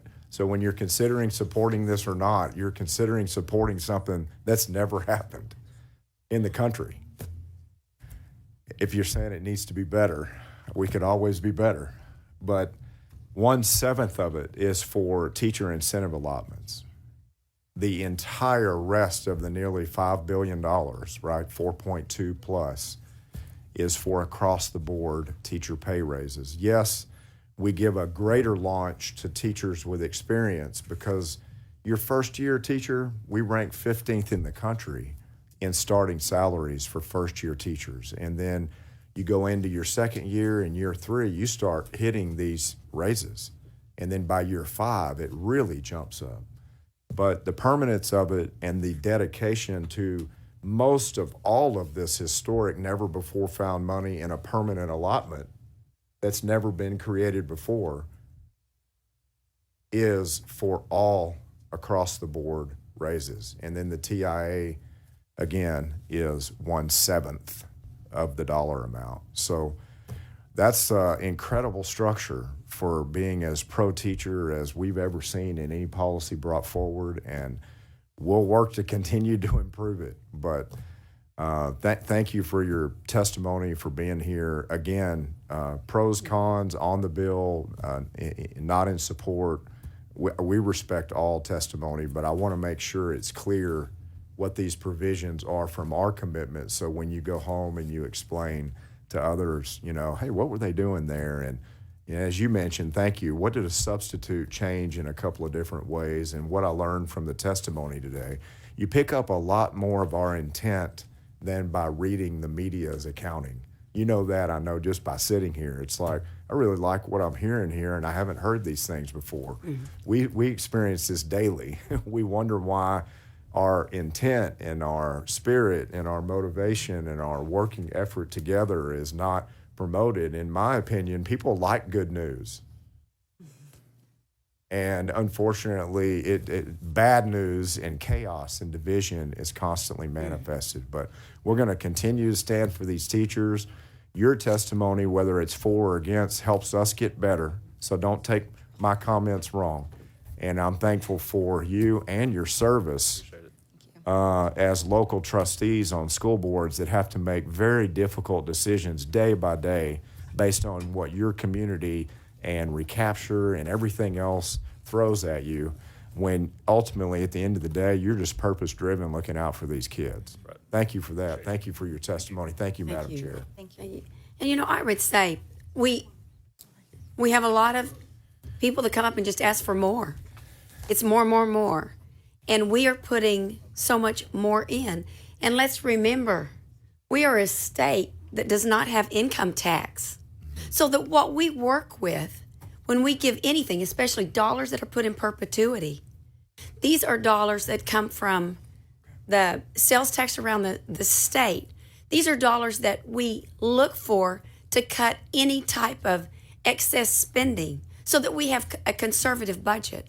So if you're going to compare dollars to dollars with other states, find a state that has over 30 million people in it and doesn't have income tax.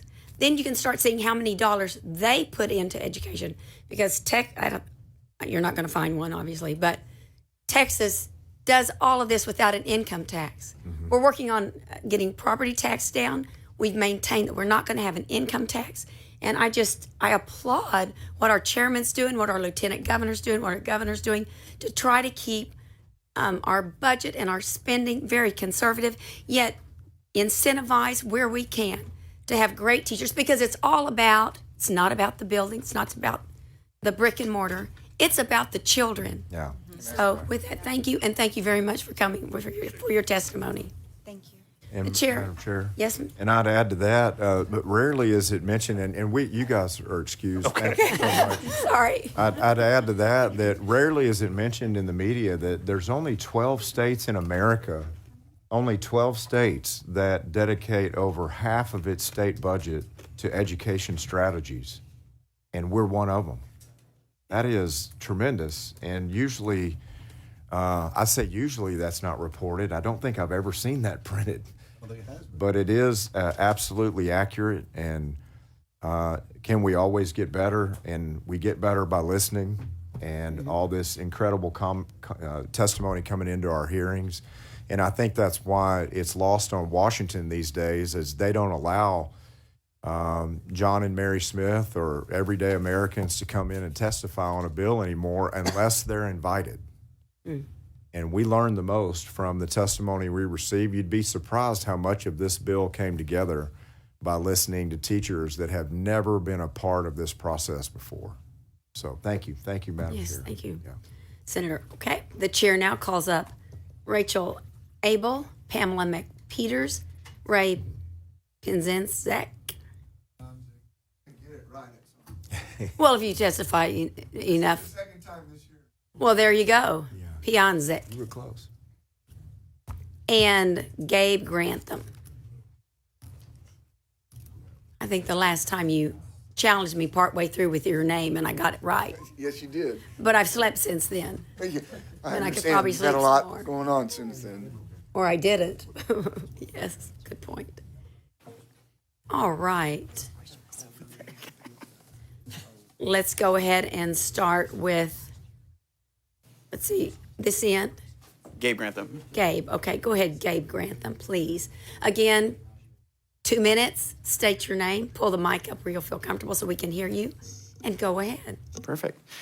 Committee members, my name is Gabe Grantham, and I am the Public Education Policy Advisor at Texas 2036, and I'm here to testify in support of Senate Bill 26. We thank you for your commitment to Texas teachers and, in turn, Texas students. We know that teachers are the single most important in-school factor in a child's education, but Texas faces a growing crisis in the retention and preparation of highly skilled and prepared teachers. This year, more than half of new teachers statewide and 75% in rural districts enter the classroom without certification or formal preparation. Additionally, we have an above 12% attrition rate. That data is clear. These students are learning less. putting them at a disadvantage both nationally and in their future careers. Senate Bill 26 provides a thoughtful response to this challenge. It builds upon the recommendations of the Teacher Vacancy Task Force by making strategic investments in teacher compensation. The new teacher retention allotment will ensure that experienced teachers, those with more than 3 years of experience, and especially those with more than 5, see meaningful salary increases. Keeping these teachers in the classroom right when they are hitting their stride and becoming more experienced will help turn the tide on over-reliance on new and underprepared teachers. Furthermore, the expansion of the teacher incentive allotment will enhance strategic compensation programs, allowing the top performing educators to earn between $3,000 to $36,000 annually in additional pay and give them a path towards earning a six-figure salary. While nearly half of Texas school districts, including over 300 rural districts, are currently participating in TIA, this bill provides greater support to increase that number and ensure every teacher has the opportunity to participate in the program. Beyond compensation, we appreciate SB 26 taking practical steps to support teachers by extending the pre-K eligibility to the children of the Texas teachers in the classroom. At a time when Texas students urgently need access to well-prepared and experienced teachers, SB 26 delivers on that with a necessary and forward-thinking solution around compensation.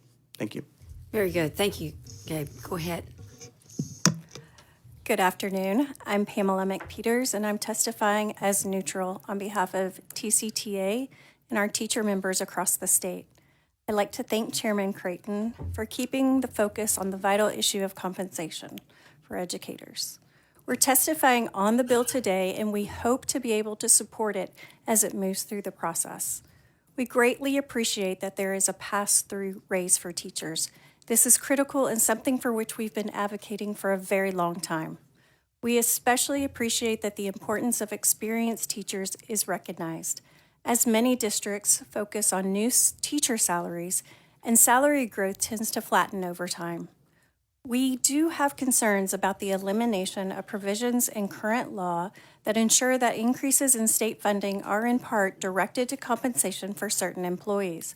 This is especially relevant since the raises in SB 26 only addresses teachers and not counselors, nurses, librarians, other professionals, or paraprofessionals.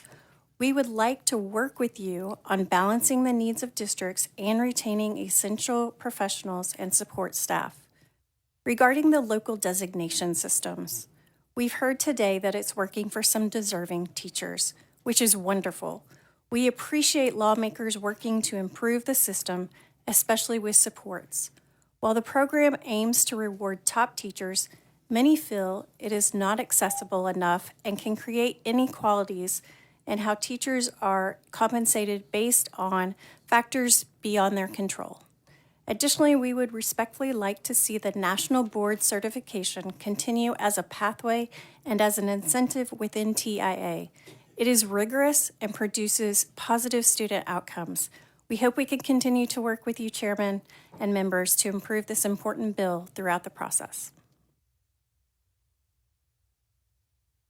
Ms. Abel. Chairman Creighton, members of the committee, my name is Rachel Abel, Vice President Advocacy for Texas PTA, testifying on the bill.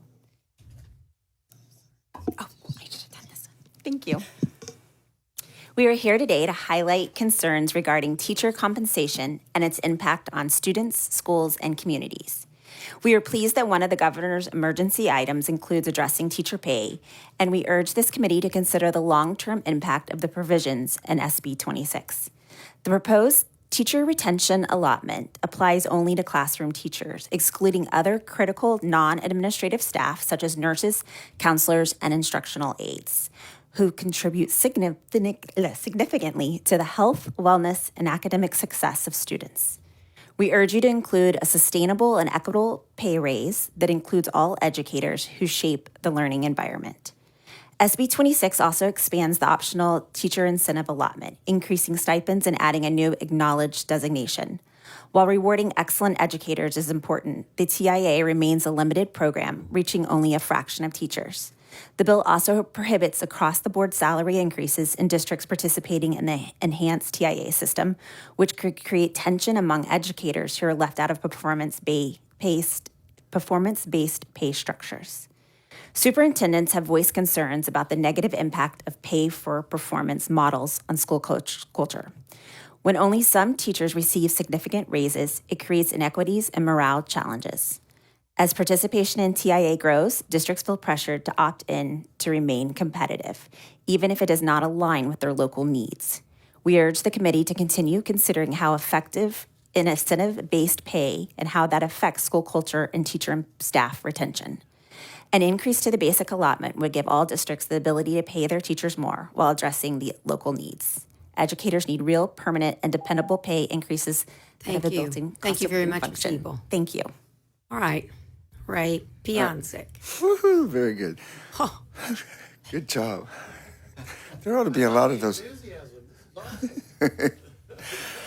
Good afternoon. I am Ray Pianzik, and I represent about 2,500 members of our Ag Teachers Association of Texas.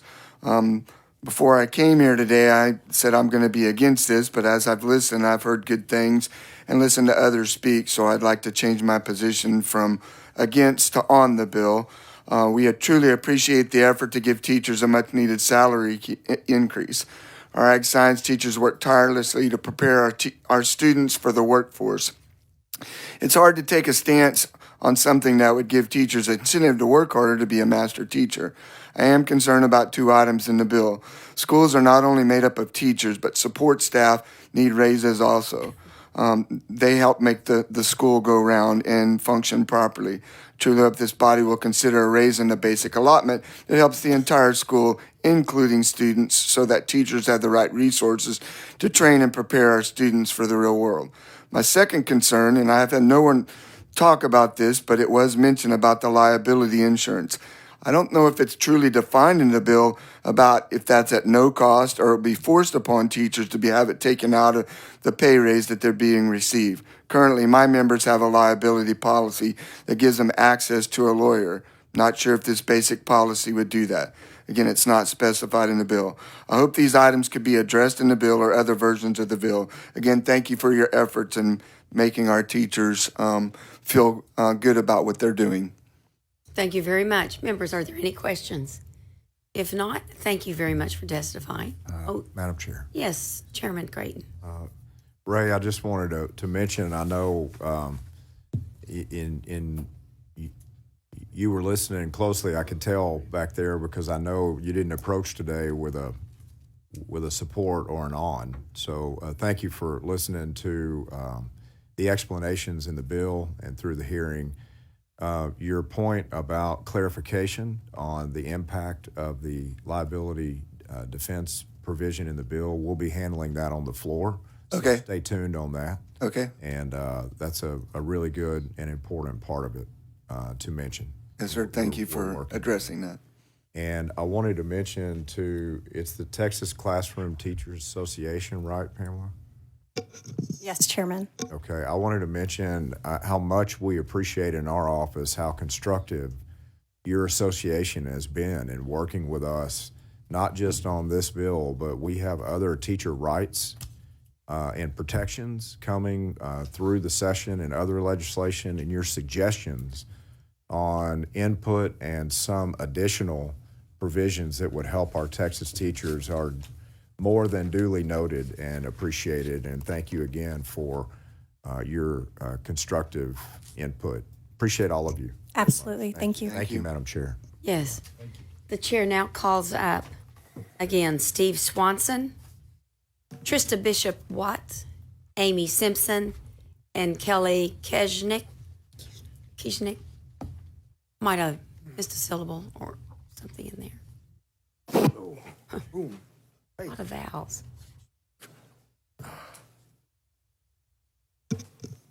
So I have Mr. Swanson.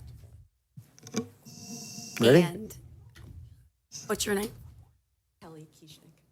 Keshnick, thank you. So how about Trista Bishop Watt or Amy Simpson? I'll have you go ahead, Mr. Swanson. Good afternoon, Steve Swanson. I'm here on the bill. I've been spending 30 years, and I understand Senator West has spent the similar amount of time in public education, and I'm a retired professional engineer and designer and builder of buildings to help with Senator Betancourt's focus on business of things. I'm here on the bill. I came because we were talking about money for teachers. I had two things in mind that I want to communicate, how thankful I am for teachers. And the other reason I'm here is it spoke to rights. And so I'm glad to hear that we're going to continue to endeavor to focus on across-the-board pay for everybody in the system, not just the teachers. I think I've heard that, and I think a lot of people want to hear that, and hopefully it turns out that way. My other encouragement is for you all to know how important you are in serving teachers' rights, and it starts at the top. In our Texas education system, you guys are the top of the system. I hope you know that. The other thing to share is with those of you who are lawyers, and I've shared this before, you're also at the top. And I can go on at length. You have a handout at the last hearing, but I'm encouraged to hear across the board is being considered. People are looking for it, and it will hopefully happen. So everybody, including counselors, feels welcomed in this pay raise environment, desperately needed. And I'm hopefully encouraging you to see your rights and your impact on the rights of teachers through your power to influence the Texas Education Agency. Thank you. Thank you very much. Go ahead. Thank you. My name is Kelly Kieschnick, and I'm the Vice President of Policy at the Texas Business Leadership Council, testifying in support of SB 26. We are a nonpartisan network of business leaders advancing policies to support a globally competitive Texas. We currently have a skills gap due to low post-secondary attainment that's putting a strain on our workforce and leading Texas employers to hire skilled workers from out of state. College and career readiness starts with a strong early education. However, the increase in uncertified, underprepared teachers is negatively impacting student outcomes, and it's becoming an economic issue for our state.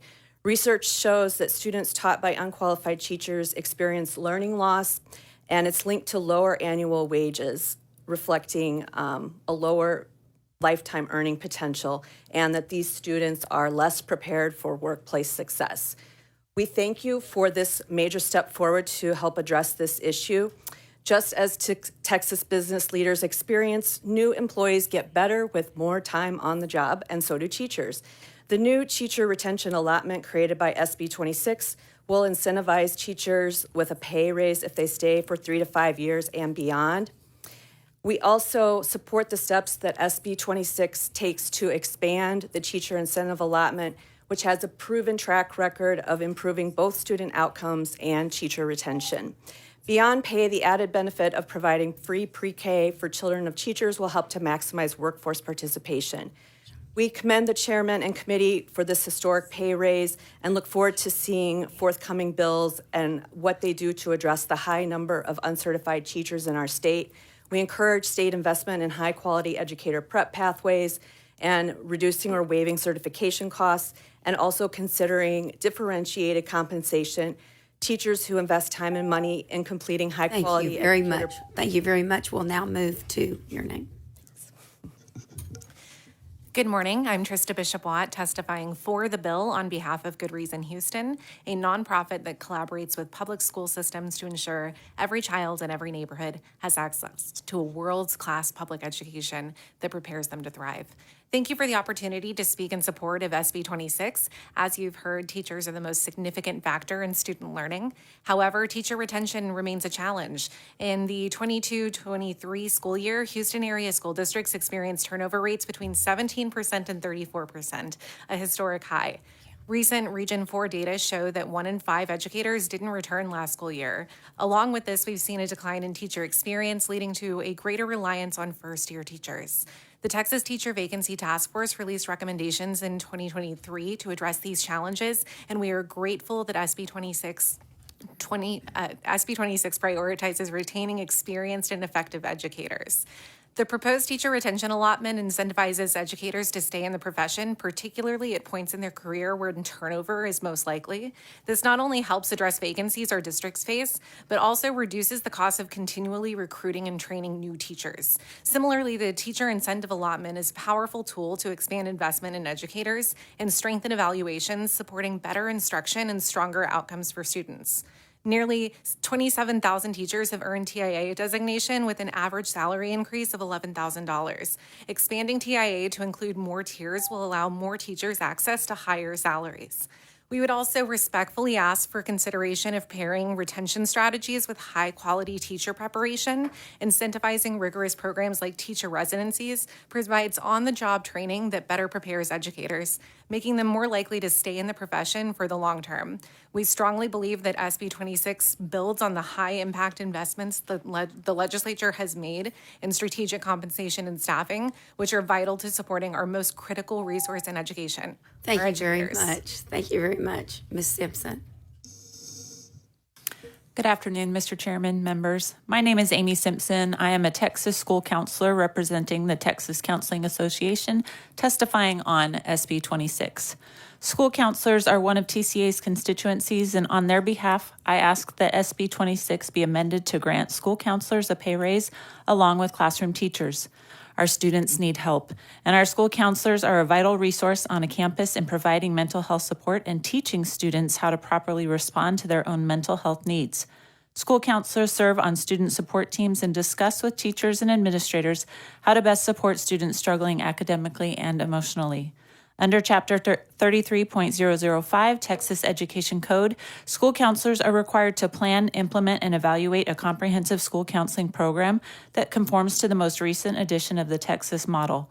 The Texas model sets out 4 components school counselors must implement: a K-12 guidance curriculum, where counselors go into each classroom to teach this curriculum on important topics such as suicide prevention, bullying, and emotional regulation, depending on the age of the students. Number 2, a responsive service component, such as group sessions on topics that include grief and loss, family transitions, self-esteem, study skills, and motivation. Students also come individually to learn more about their peer relationships, dating relationships, concerns, coping with high stress, indecisiveness about college choices, and so much more. Number 3, an individual planning system to guide students as they plan, monitor, and navigate their own educational development. System support. School counselors support the academic community of a campus. School counselors are indeed educators, teaching students how to address their basic needs, thereby increasing their ability to learn. They work in partnership with other educators on a campus to ensure Texas students thrive, and we ask for that partnership and counselors' values to be reflected in their compensation. Thank you. Perfect timing. Thank you very much, members. Any questions? If not, thank you very much for your testimony today. Thank you for staying with us. All right. Is there anyone else wishing to testify on, for, or against Committee Substitute Bill, Senate Bill 26? If not, public testimony is closed. Members, we now plan to vote on Committee Substitute for Senate Bill 26. Senator Pat, let's see, do I have everybody here that can? He's out. Okay. Senator Paxton moves that Senate Bill 26 be reported to the full Senate with recommendation that it do not pass, but that the committee substitute adopted in lieu thereof do pass and be printed. The clerk will call the roll. Senator Creighton. Aye. Senator Campbell. Aye. Senator Betancourt. Aye. Senator Hagenbu. Senator Hinojosa. Aye. Senator King. Senator Menendez. I'm sorry, I didn't hear Senator Betancourt's vote. No, aye. Senator Middleton. I'm sorry, where were we? Senator Middleton. Aye. Senator Parker. Aye. Senator Paxton. Aye. Senator West. Aye. There being 9 ayes and with Senators King and Hagenbu submitting a motion in writing voting aye, makes it unanimous, 11 ayes and 0 nays. Let's see, we will report this favorably to the Senate. Committee Substitute Senate Bill 26 will be reported favorably to the full Senate. With that, I'll be passing the gavel back to our chairman, Chairman Creighton. Thank you, members. Thank you, and thank you to our witnesses that spent a long time today traveling and testifying. This is a historic day for our Texas teachers that we all cherish so much. Thank you, Vice Chair Campbell, for an excellent job running the hearing today. There being no further business to come before the committee, and upon a motion by Senator Parker, the Senate Committee on Education K through 16 will stand recess subject to the call of the chair.